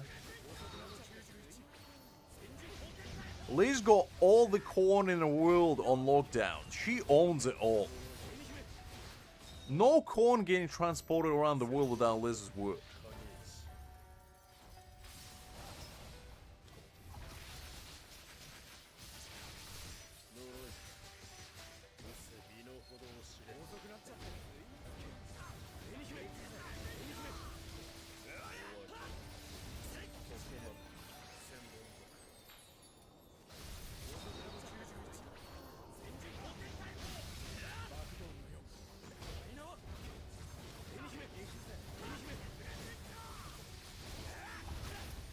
Listen, let me tell you something. Whether it's yellow corn, red corn, purple corn, or even black corn, Liz got it all. She got stashes of it stored in a warehouse somewhere in a deep recess of Hispaniola. Nobody knows quite where. I predict below the Mayan temples, if you ask me. I think she got it there. And nobody knows about it, but I do. But don't tell her that, okay? It's a secret between you and me. But anyway, when she does get the purple corn out, that's how you know she means business.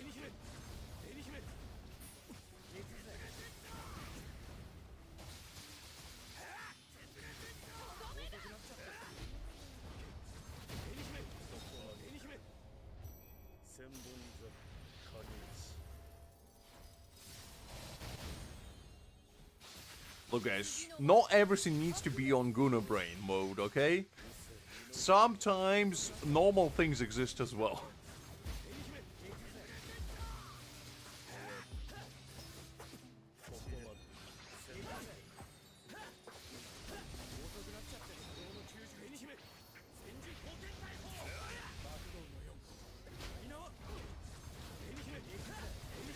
Because corn is a very versatile vegetable that everybody should be allowed to have a nice connection with.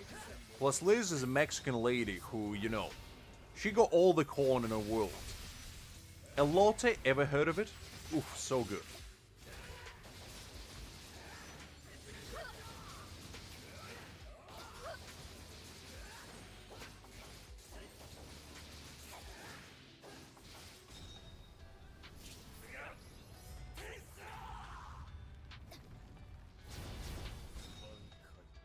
That's what they talking about, okay?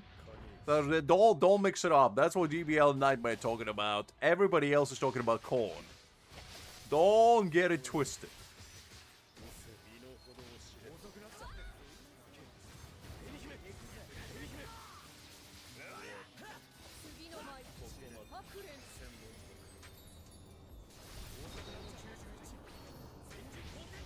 I do agree with Hanki. Let's talk about which vegetable you guys would prefer to monopolize in this economy. Like, let's say you can monopolize one vegetable in existence, and nobody else can have it besides you. What would that vegetable be? Because I know mine. I'm monopolizing all the potatoes in the world because that's a hot commodity. I get all the potatoes, I'm gonna rule the island, basically. You see, Nightmare, we one of the same. You think ahead of the times. Because listen to me. With the amount of French fries that are getting sold on a daily basis, I would be the king. McDonald's would have to come to me. Ronald would be my peon, that he would have to come to me. And if you go Ronald on a leash, you got everyone on leash. That's how it works. Eggplants? I don't know about that, Saturday. You're not thinking globally. You gotta think globally.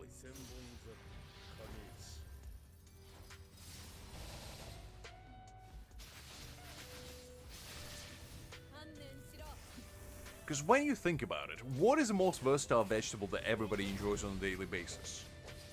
Potatoes, okay? Nothing goes wrong. You know what else could be a good one? Tomatoes, because you gotta think about it. If you would monopolize all the tomatoes, you pretty much have Italy on the lockdown. Italians would have to come to you, okay? Heinz would be your pretty much bellboy at that point. So they would have to come to you. All the ketchup in the world, which is essentially the most popular condiment, they wouldn't be able to make it without you. So you gotta think about it from a business perspective. You gotta have the hustle mentality. You know? Shark mentality. All the time.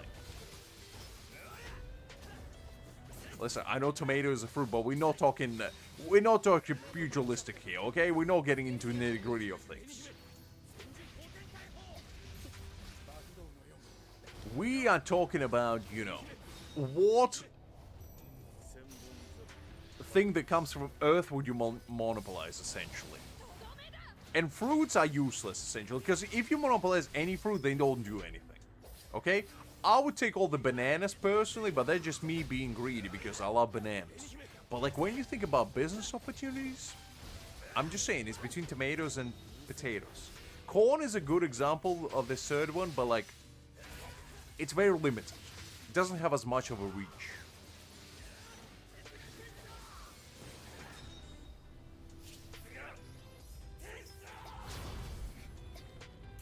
Listen, I know that, Liz, but let's be real. If you take tomatoes from Italians, they're gonna riot.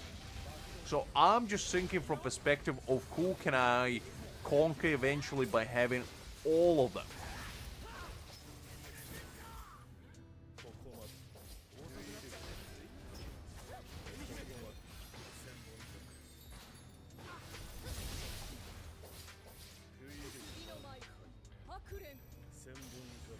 Watermelon is a berry, Nightmare.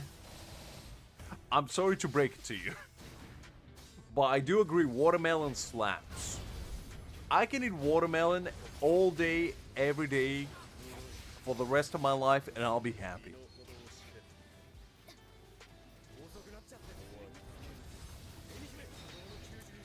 Listen, Liz. You don't want to start this battle. Because let me tell you something. We don't do corn, but you know what? We do potatoes. And you know who else does potatoes? Everyone else in the world. Besides you. So we are the kings. Because we make all the potatoes. We got island around the corner, Liz. We can hook you up with potatoes. Just give the word. Because you see, the reason why you use corn is because you don't have potatoes. If you had potatoes, you would realize that we have the supreme vegetables at our disposal.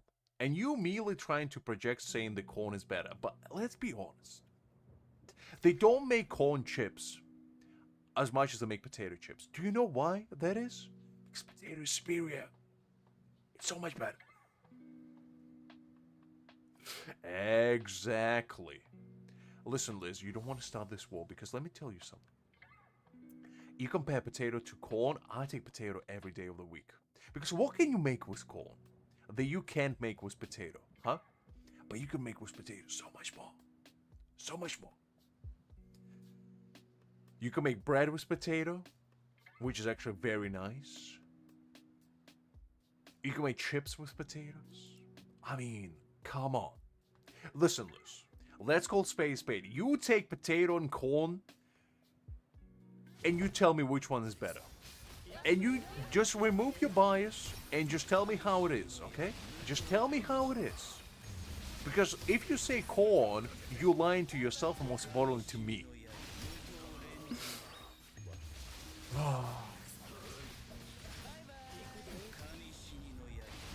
Okay, let me give you this example. I am monopolizing it. And I'm monopolizing potato and I'm saying it's the best choice. Golly. Baked potato? I mean, come on.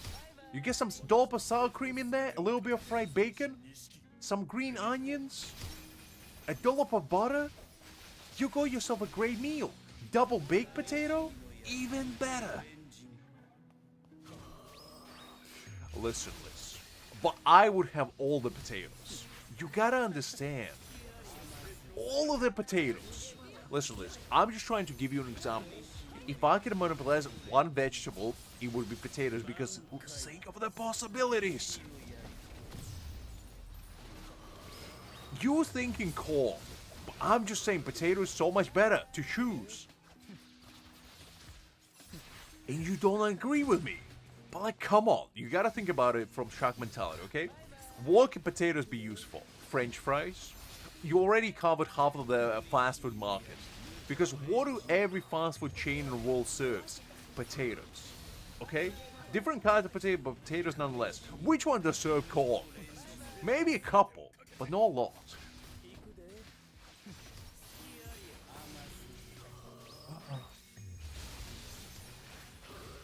It's cheap as well. It's much cheaper than corn, so it's affordable. And if you own all the potatoes in the world, you own the world. That's what you gotta understand. I'm thinking from world domination perspective, okay? I'm gonna conquer the world one spot at a time.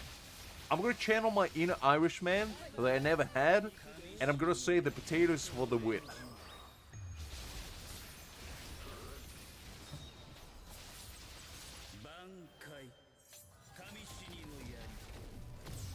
What do you mean, no, really?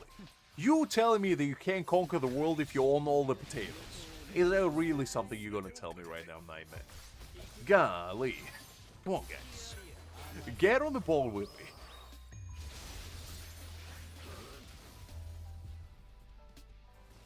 Yeah, but that's not, look. That's not a vegetable, Nightmare. If you monopolize water, obviously you're gonna own the world, but like, we're talking from food perspective. Not drinks.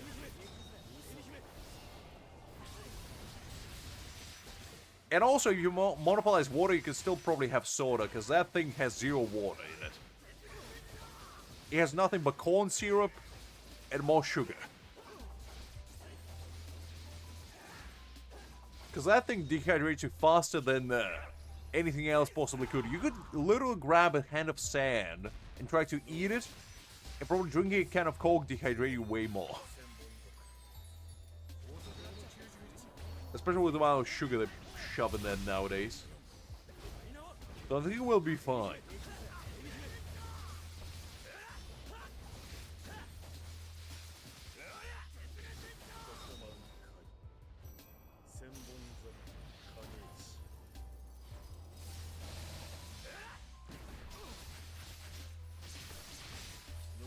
I mean, I don't drink soda, to be honest, out there, so I have no idea.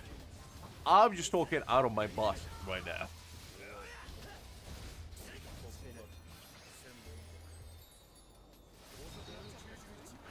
Joke's on you, Liz, I don't breathe. So checkmate. However, if you want spards, you gotta come to me.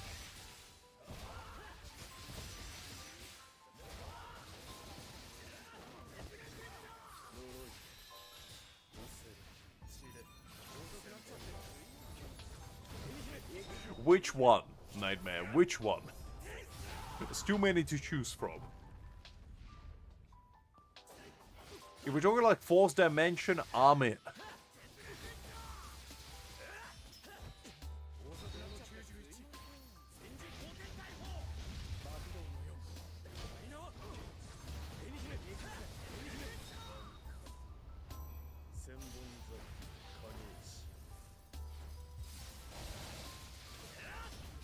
I guess so, Sade. I guess so.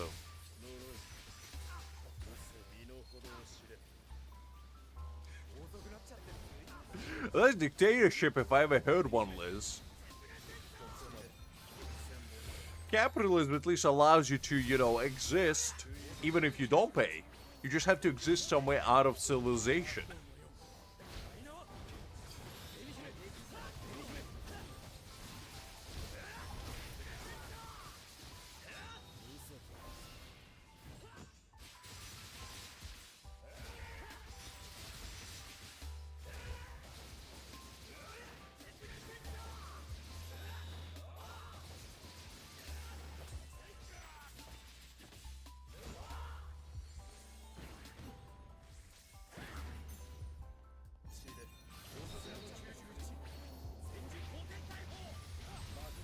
I don't know about that, Nightmare.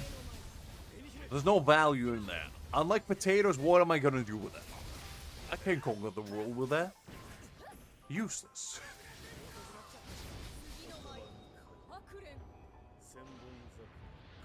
Listen, Liz. All I need is a suitable cave and Wi-Fi connection. If I can get that, I don't need civilization. Just get me hooked up to one of the satellites in space, and I'll be fine.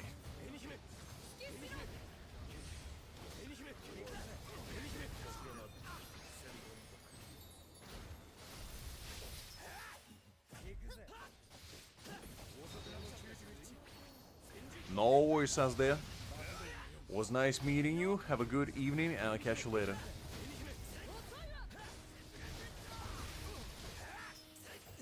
Definitely potatoes. And you know why, DBL? Because potatoes don't expire as soon as corn does.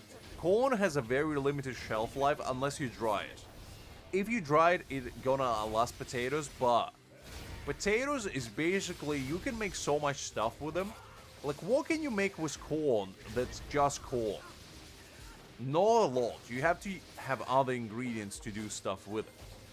But with potato, you know, you can have it as an actual meal. Have you ever tried to eat corn as a meal without anything else?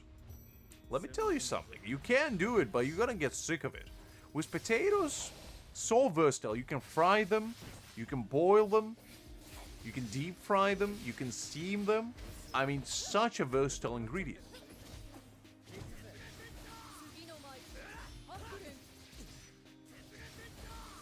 No, Liz. Listen to me very carefully. I don't consider Wi-Fi part of civilization.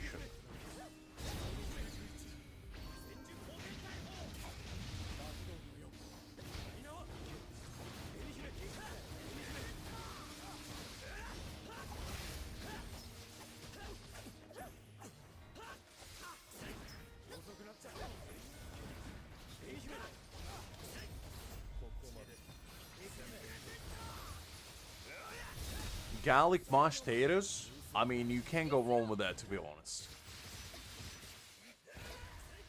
That's probably the best side, or like the main meal you can possibly have.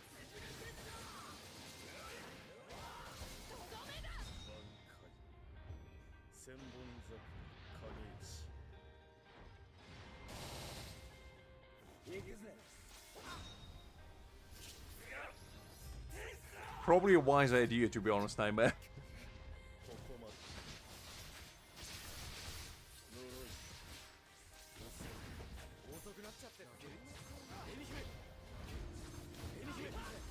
I think so as well. Like, you gotta be pragmatic about it. You gotta think ahead. Because corn is great, don't get me wrong. I have nothing against corn. I love it. You know, popcorn, corn on the cob, you know, elote is one of my favorite sides personally. But you gotta be practical about it. The stuff that makes corn great is other things. By itself, corn is good, but it's not great. You gotta go out of your way to make it into other things that taste awesome. With potato, it's much simpler. You can make just potato by itself taste awesome. And that's the difference. Look, Liz, you just gotta jump on our potato train and let's conquer the world together. We can still have all the corn that we want. I'm just saying. We need to jump on the potato train. We gotta channel our inner Irishmen and ladies and conquer the world one spot at a time, is all I'm saying. Are you in or are you in?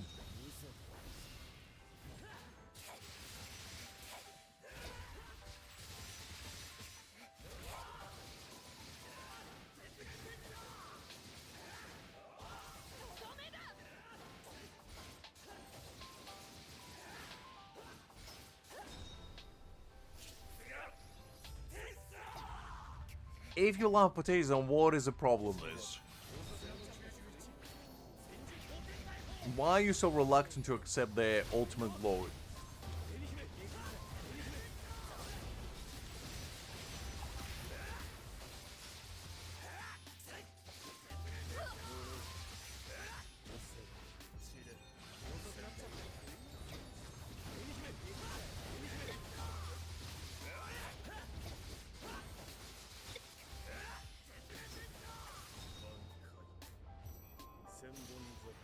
Yes, but I'm saying that we're gonna get it all. We're gonna get the rights and the pattern to potatoes. Nobody else besides us can grow it.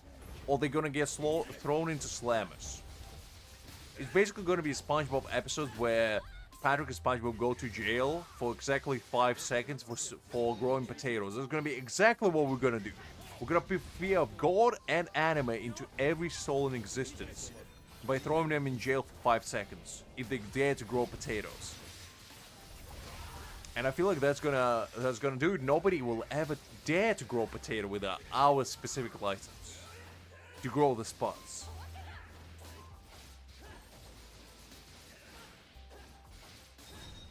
Listen, Liz, we will outlaw it. Trust me. I'll make sure there's no spot that doesn't have my name on it.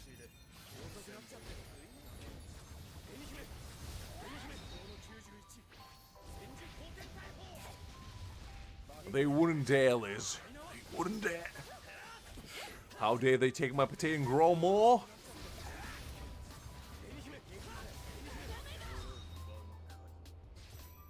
I'll have drones attached to every single potato we sell, and they're gonna monitor what they do with said potato. We're gonna implement little microchips into every single spot. They're gonna go inside people's stomachs, and they're gonna monitor from the inside out what they do with my potatoes. And unless it's going inside of said stomach acid and getting dissolved very safely and very painlessly, it's gonna track their whereabouts until the end of times. And I'm gonna know where my potatoes are going. We are monopolizing indeed, Nightman. We never stopped.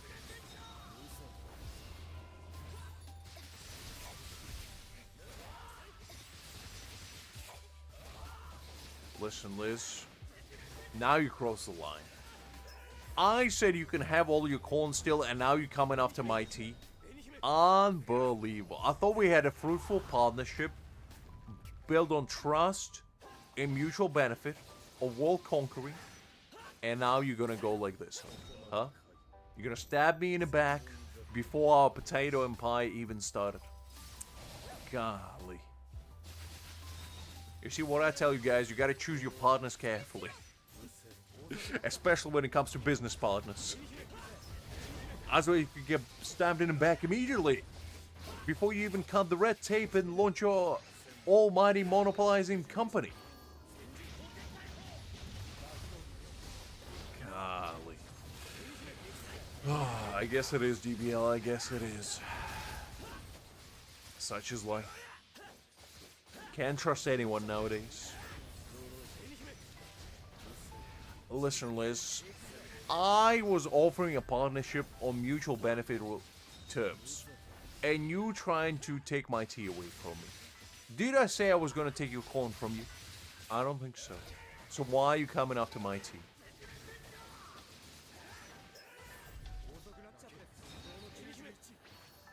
Listen, Liz. Is the promised land of war conquest is not good enough for you? What do you mean I gotta give you a benefit? Is half the world not good enough for you? A little bit maybe, but not a lot. You know, I got plenty of tea to drink myself. You can get, I don't know, 500 grams a day, maybe. But it's gotta be 500 grams that I choose personally, because you know, I only get about 3 tons a day, and that's not a lot. That's not a lot. I go through that in like 5 hours. So 500, Liz. Come on. Get your facts straight. Listen. Listen, Liz. I'm the kind of man that drinks a lot of tea, okay? I go through like tea like I go through oxygen. And I feel like half a kilogram of tea a day is okay for you. For me, it's not. For me, it's not even enough to wear my palate. But for you, I think it will be okay. As soon as you climb the corporate ladder, you'll get more and more tea, okay? You gotta prove your loyalty first. You gotta indoctrinate your first spot enthusiast, and then I can bump it up to 1 kilogram a day. But you gotta prove your loyalty first. I can't just give you tea away, okay? It's a hot commodity. And it's my actual plan of world domination, okay? Don't tell anyone, but Spuds is merely a red herring. You know, while people focusing on the Spuds, I'm monopolizing all the tea in the world, and I'm conquering people one teacup at a time. That's a real way of doing things. Golly, this lady right here. Can't help herself but flex her almighty level.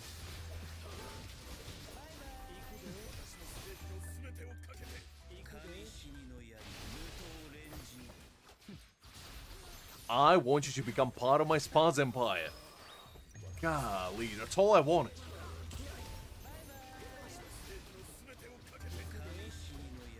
Listen, Nightmare. You can have my tea. However, you have to promise me that you're gonna become part of my Spud empire. Because we need more members. Liz is clearly not trustworthy enough. She'll stab me at the drop of a hat in the back. I need more safety precautions.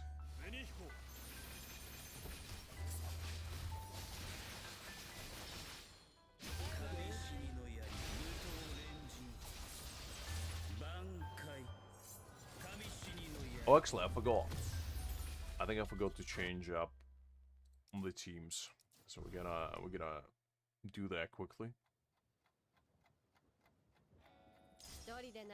No, Liz, I'm giving him tea if he joins our empire. Come on. Anyone and everyone in sight.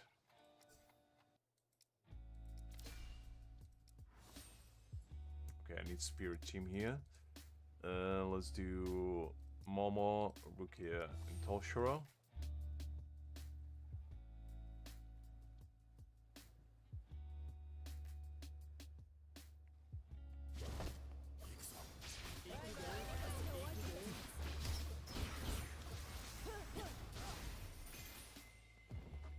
You never offered me your corn, Liz. What are you talking about? You never even offered me one call. I mean, Hakim is gonna be our marketing PR agent. He's the only right man for the job.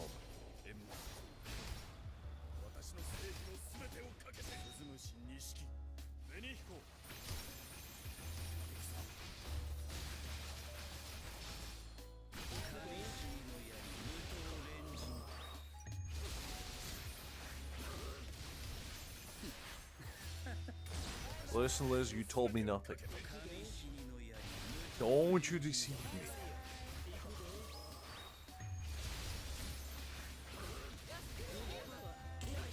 I don't reese indeed, or don't reese indeed, Liz, but that's not my problem, that's your problem.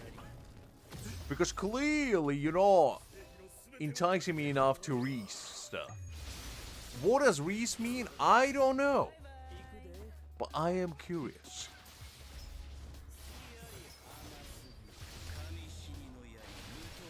Listen, in my Spud Empire, everyone is welcome.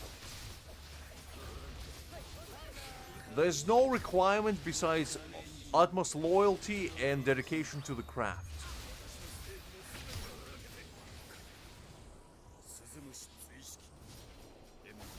I think so too, Nightmare. We all should Reese indeed. Liz, I think you should start a Reese movement and, you know, ensure that everybody Reeses at least once a day. Preferably twice, maybe even thrice. It's like brushing your teeth, you know, you gotta do it daily. You gotta Reese up to the occasion.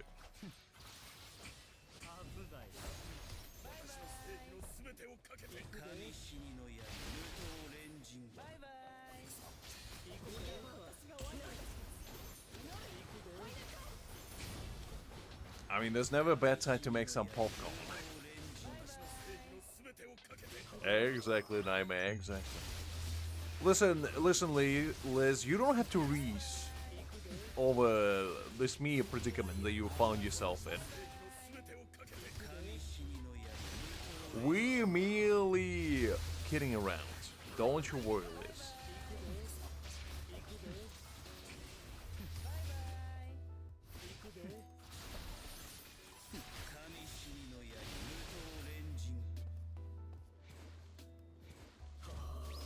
Look, Nightmare, I'm merely an underboss. The true mastermind behind the scenes is gonna be Greg. Because I can have my name associated with the company. Because if it goes down, I ain't going down with it. So, Greg is gonna be my, you know, actual man in charge. And I'm just gonna be behind the scenes, you know, taking names and potatoes alike.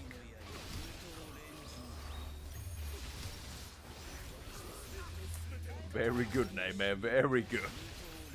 Our empire is growing, one spot enthusiast at a time. Liz, what say you?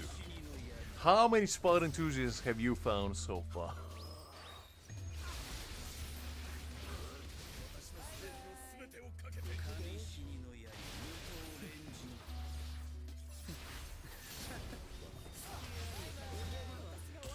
Listen, DBL, I'm gonna pay you in potatoes. You're gonna get your spot share. Everybody gets a spot.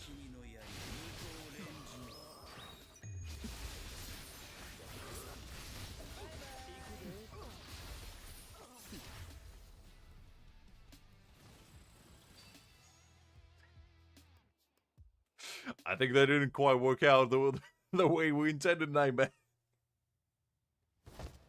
If only Liz was here. She could have persuaded him with some corn.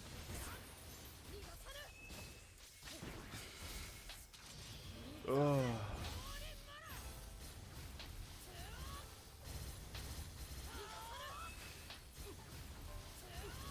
Look, Liz.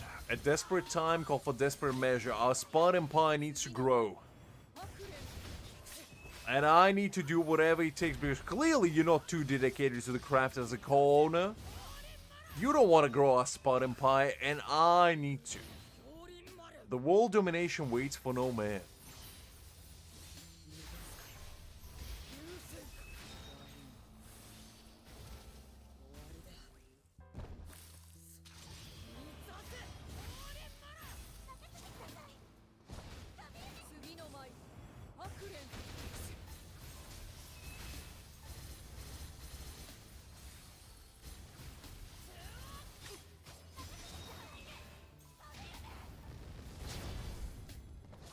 Listen, if potatoes is what you're after, Nightmare, I got them all.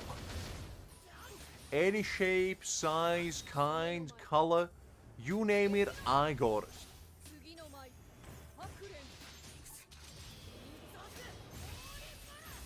I am paying in potatoes, trust me.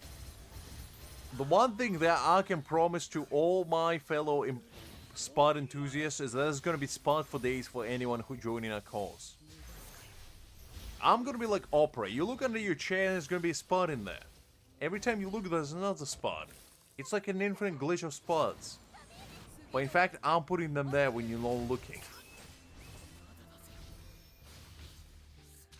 Just don't tell anyone. It's gonna be our little secret. Spot Empire. Nightmare, come on. It's right there in the name. Or Spot Enthusiast, maybe. I don't know. We gotta workshop the name. But for now, it's Spot Empire.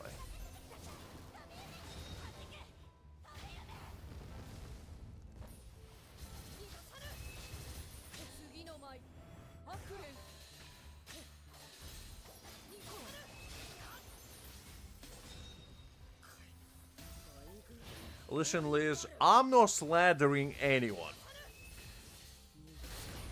Slandering is not what I'm doing.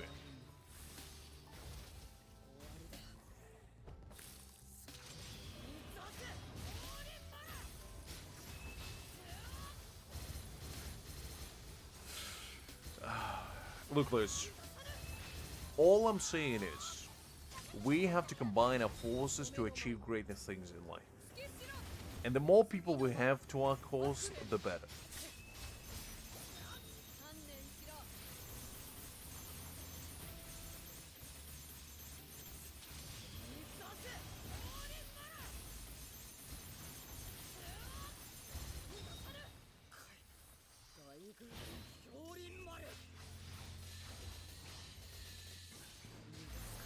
Look, Nightmare, it's like an Espada, you know? We just drop the E and we go with Sparta.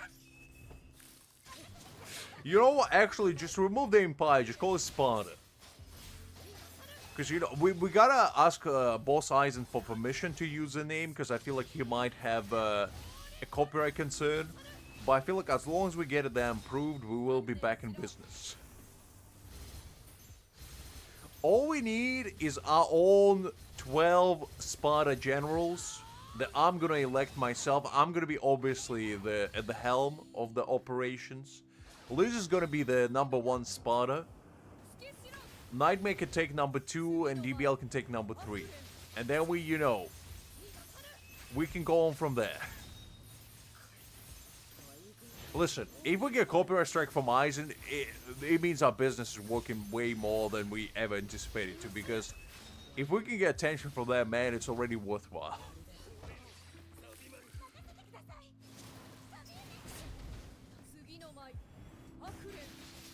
No time made. Unfortunately, I never played any Metal Gear Solid games.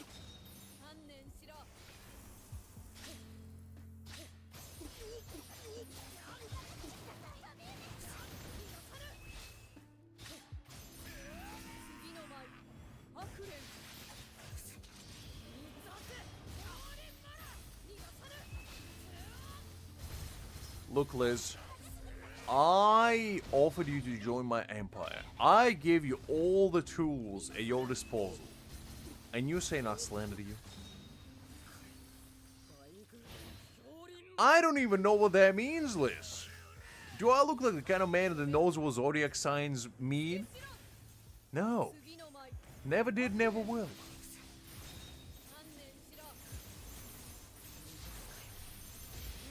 I only know based on that kind individual that told me before what my zodiac sign meant. And it was some nice words there. Otherwise, I don't know what they are.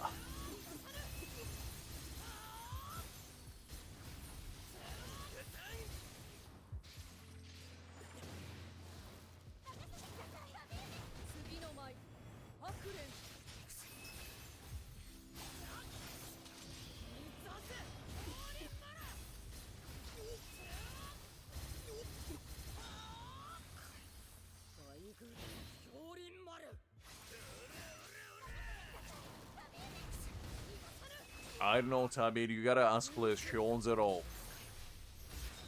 Every time you grow a corn, Liz sends you cease and desist.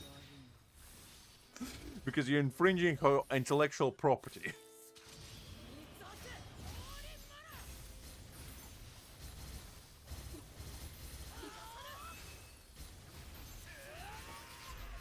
Listen, no, we're not hiring child labor. No, man, come on, no. We can't afford that. That's too expensive. You kidding me? Golly, do I look like an oil magnate over here? We're gonna hire unpaid labor. Okay? We're not paying them. We're paying them in spuds. Golly.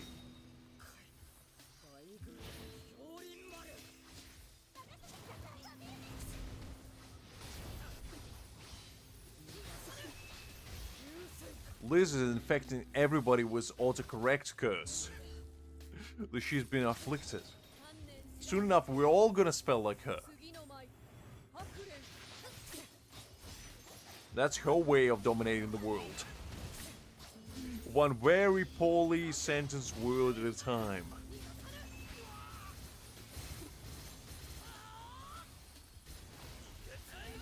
Hi there, Gladford. Glad to see you. Hopefully you're doing well. I can't afford anyone, Tommy. My budget for this empire is precisely 0. So unless I can get it from free labor, we not doing it. We gotta hustle, you know? Because in this world, you either hustle or you're getting hustled. And I ain't getting hustled.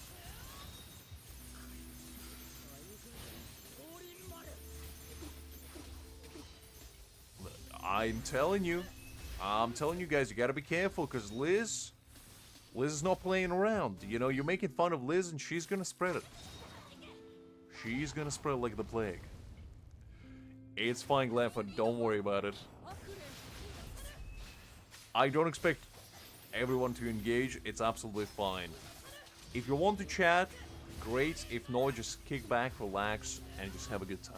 Hopefully. Hopefully.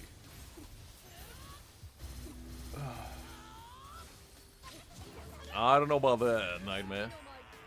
Liz is a stingy lady. She might have all the money in the world, but she ain't gonna give it to us, I'll tell you that much.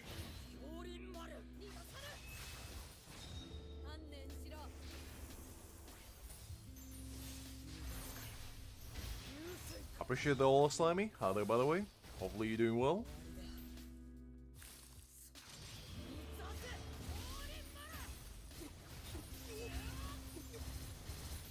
Listen, Liz. We all know that you have a pool full of gold coins like Scrooge McDuck that you jump into every morning to cleanse yourself of the poor ways of the world. And you're not sharing that with anybody else. Golly, this lady. You probably can, Glenford, but the thing is, I personally wouldn't suggest it because if you have Sergeant, I would rather use Sergeant with him, with Yorichi and Soifon, especially if you have him B1, because at least with Sergeant you're gonna get 40% crit damage, which I feel like is way better than, you know, having Nemo. And you can also slap on him the new Mayuri Bond, which gives him another 40% crit damage for the entire team. So you're basically gonna run him at 80% crit damage rather, and that would be way more of a buff than whatever Nemo can provide. Yeah, pretty much. Because I feel like Sergeant is, you know, does pretty heavy lifting in that regard. I mean, great minds think alike, Nightmare, I guess.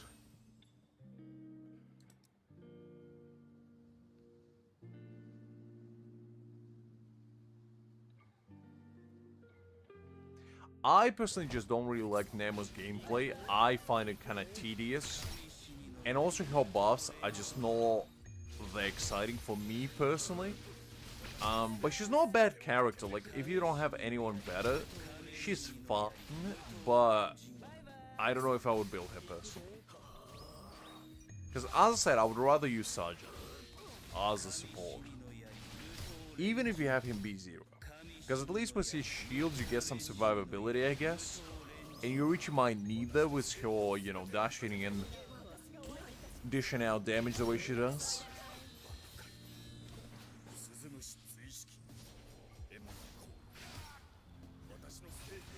I just don't think her buffs are that good, to be honest.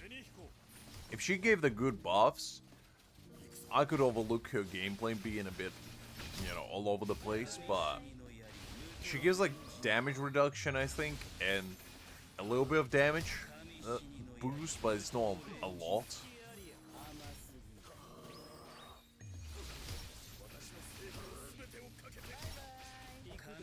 Oh, Urahara is better than Nemo any day of the week. They're not even in the same stratosphere of how good they are. Urahara cleans it up.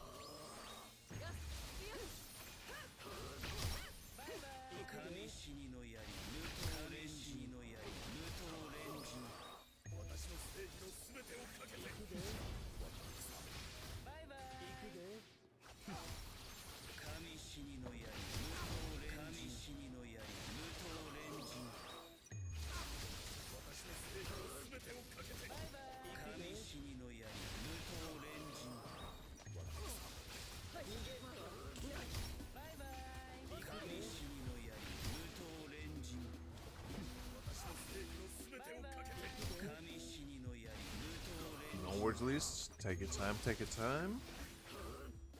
I was getting a little water break because my throat felt like it was a Sahara Desert for a second. I don't think Soul King is coming. I don't know what to tell you, Nightmare, but I'm pretty... I don't think I've ever seen a single Bleach game where Soul King was a playable character. It would be kind of cool, but the thing is... I don't know if they would have enough copyright, shall we say, rights to do that. Because like Soul King is very briefly shown, And do we actually ever see his powers? Because I know he has like his hand or whatever not. But other than that, I don't know what he does.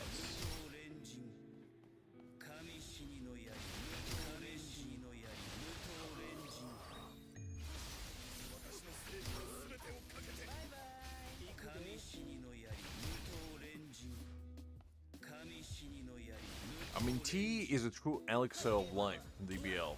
It's the only substance that keeps the human race from collapsing from within. Without it, we would all be, you know, back in the caves, banging rocks against the stones, trying to get some fire out.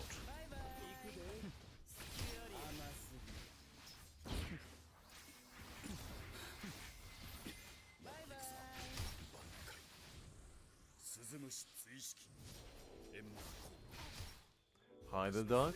Glad to see you. Hopefully doing well.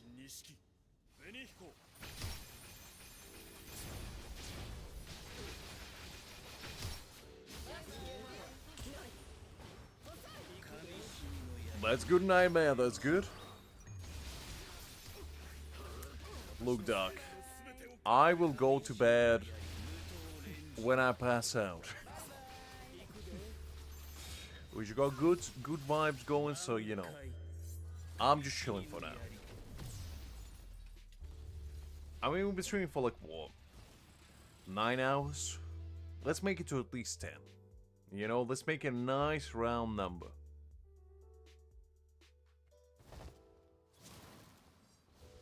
We'll stream until like 1 AM or something, and then we'll call it a day.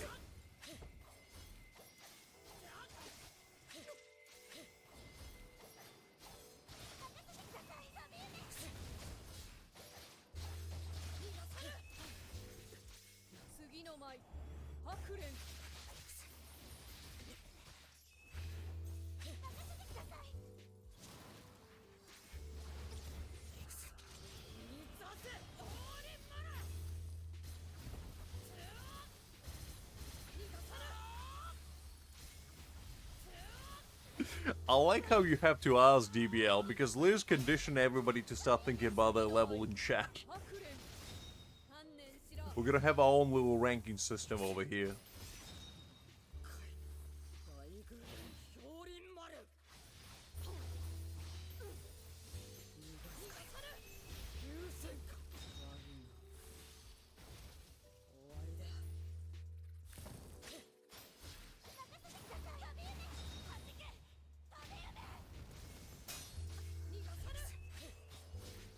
But it sounds like way too many.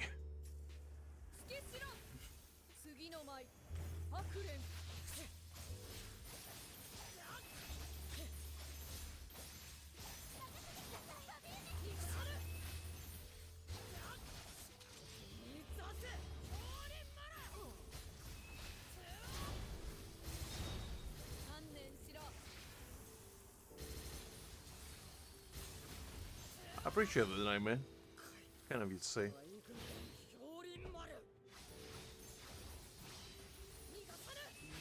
Level 6. The DBL is slowly climbing. Slowly getting up there. Your goal should be to overthrow Hakim.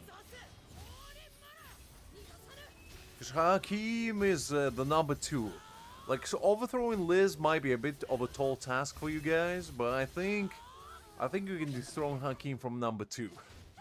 Because he's slowly but surely creeping up on Liz, you know? Trying to ambush her when she's not looking. But she's too privy to those kind of maneuvers.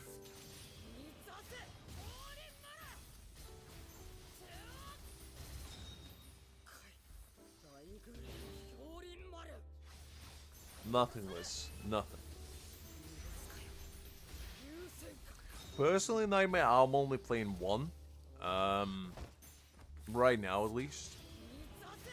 I do plan to try to get into like the new 7 Deadly Sins Origins game, so that might make it 2.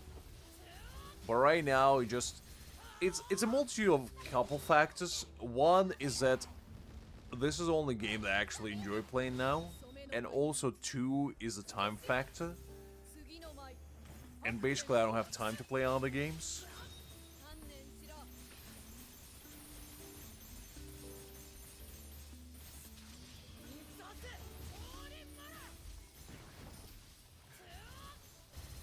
Baltrix is number 2. I see. Well, that says a lot.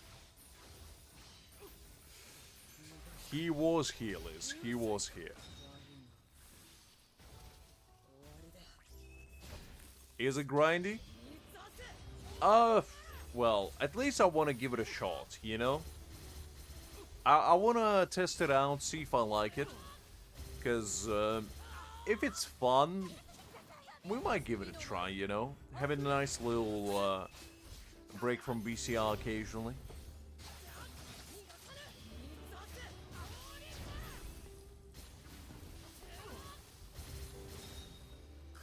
Because, like, I'm not, like, the super huge fan of Seven Deadly Sins as a franchise in general, but I do like characters in there. Like, Ban is my personal favorite. He's the GOAT, because he's the only man that basically can wait millenniums for, like, one lady and still, you know, stay strong. Loyal man. He's loyal to only 2 people. His wife, Elaine, and his second wife, Meliodas. A true loyal man. Unlike any.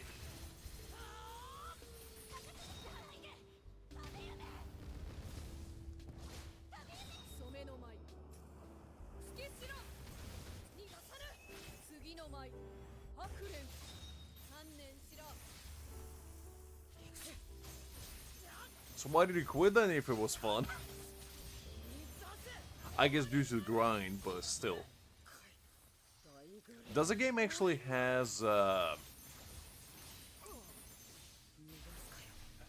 the game actually has, like, any energy or anything like that?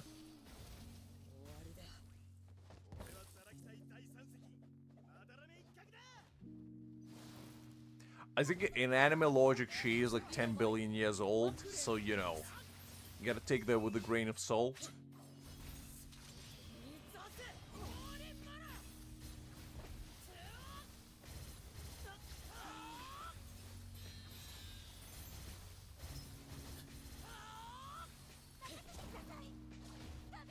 I mean, one of my personal favorite moments, I remember when I first started watching Seven Deadly Sins, and Meliodas went to, like, get Ban out, and they basically just collapsed the entire prison by by playing arm wrestling with each other, and I was like, that's kind of cute. That's a true bromance if I ever seen one.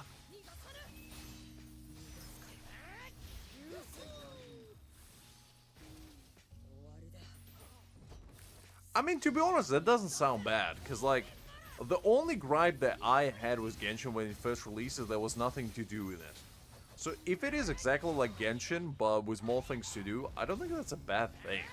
Because, like, Seven Deadly Sins is not a bad IP. It has cool characters in there. So having that, basically, instead of Genshin characters, I don't see a problem with that.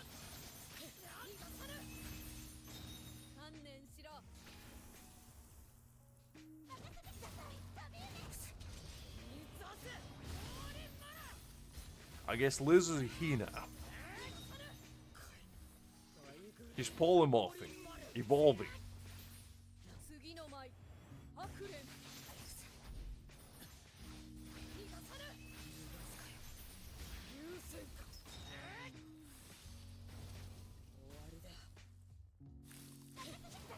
Hey, at least you're honest, DBL. At least you're honest. Honesty is very important.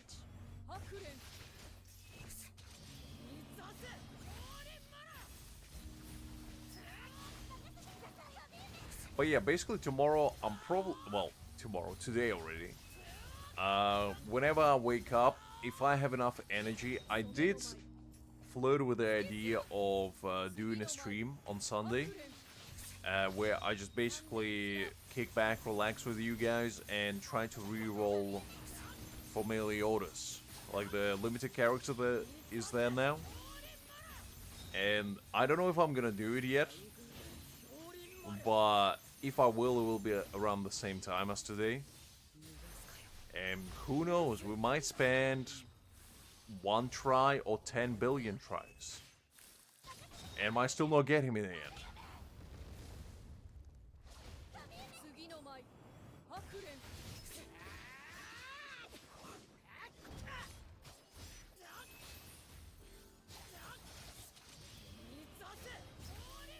I mean, they're both short and they're both royalty in their own making. So I don't see why not.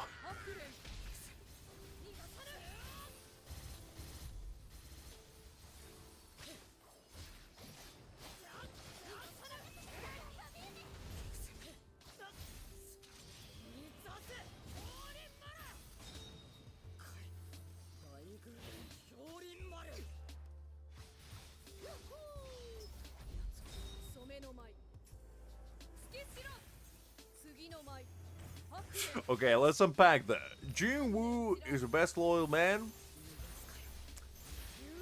I mean, I don't know about that. I guess that's fair, but what do we Gojo died virgin? How do you know that? Who told you that? Golly. And even if it is true, what's wrong with that? Come on.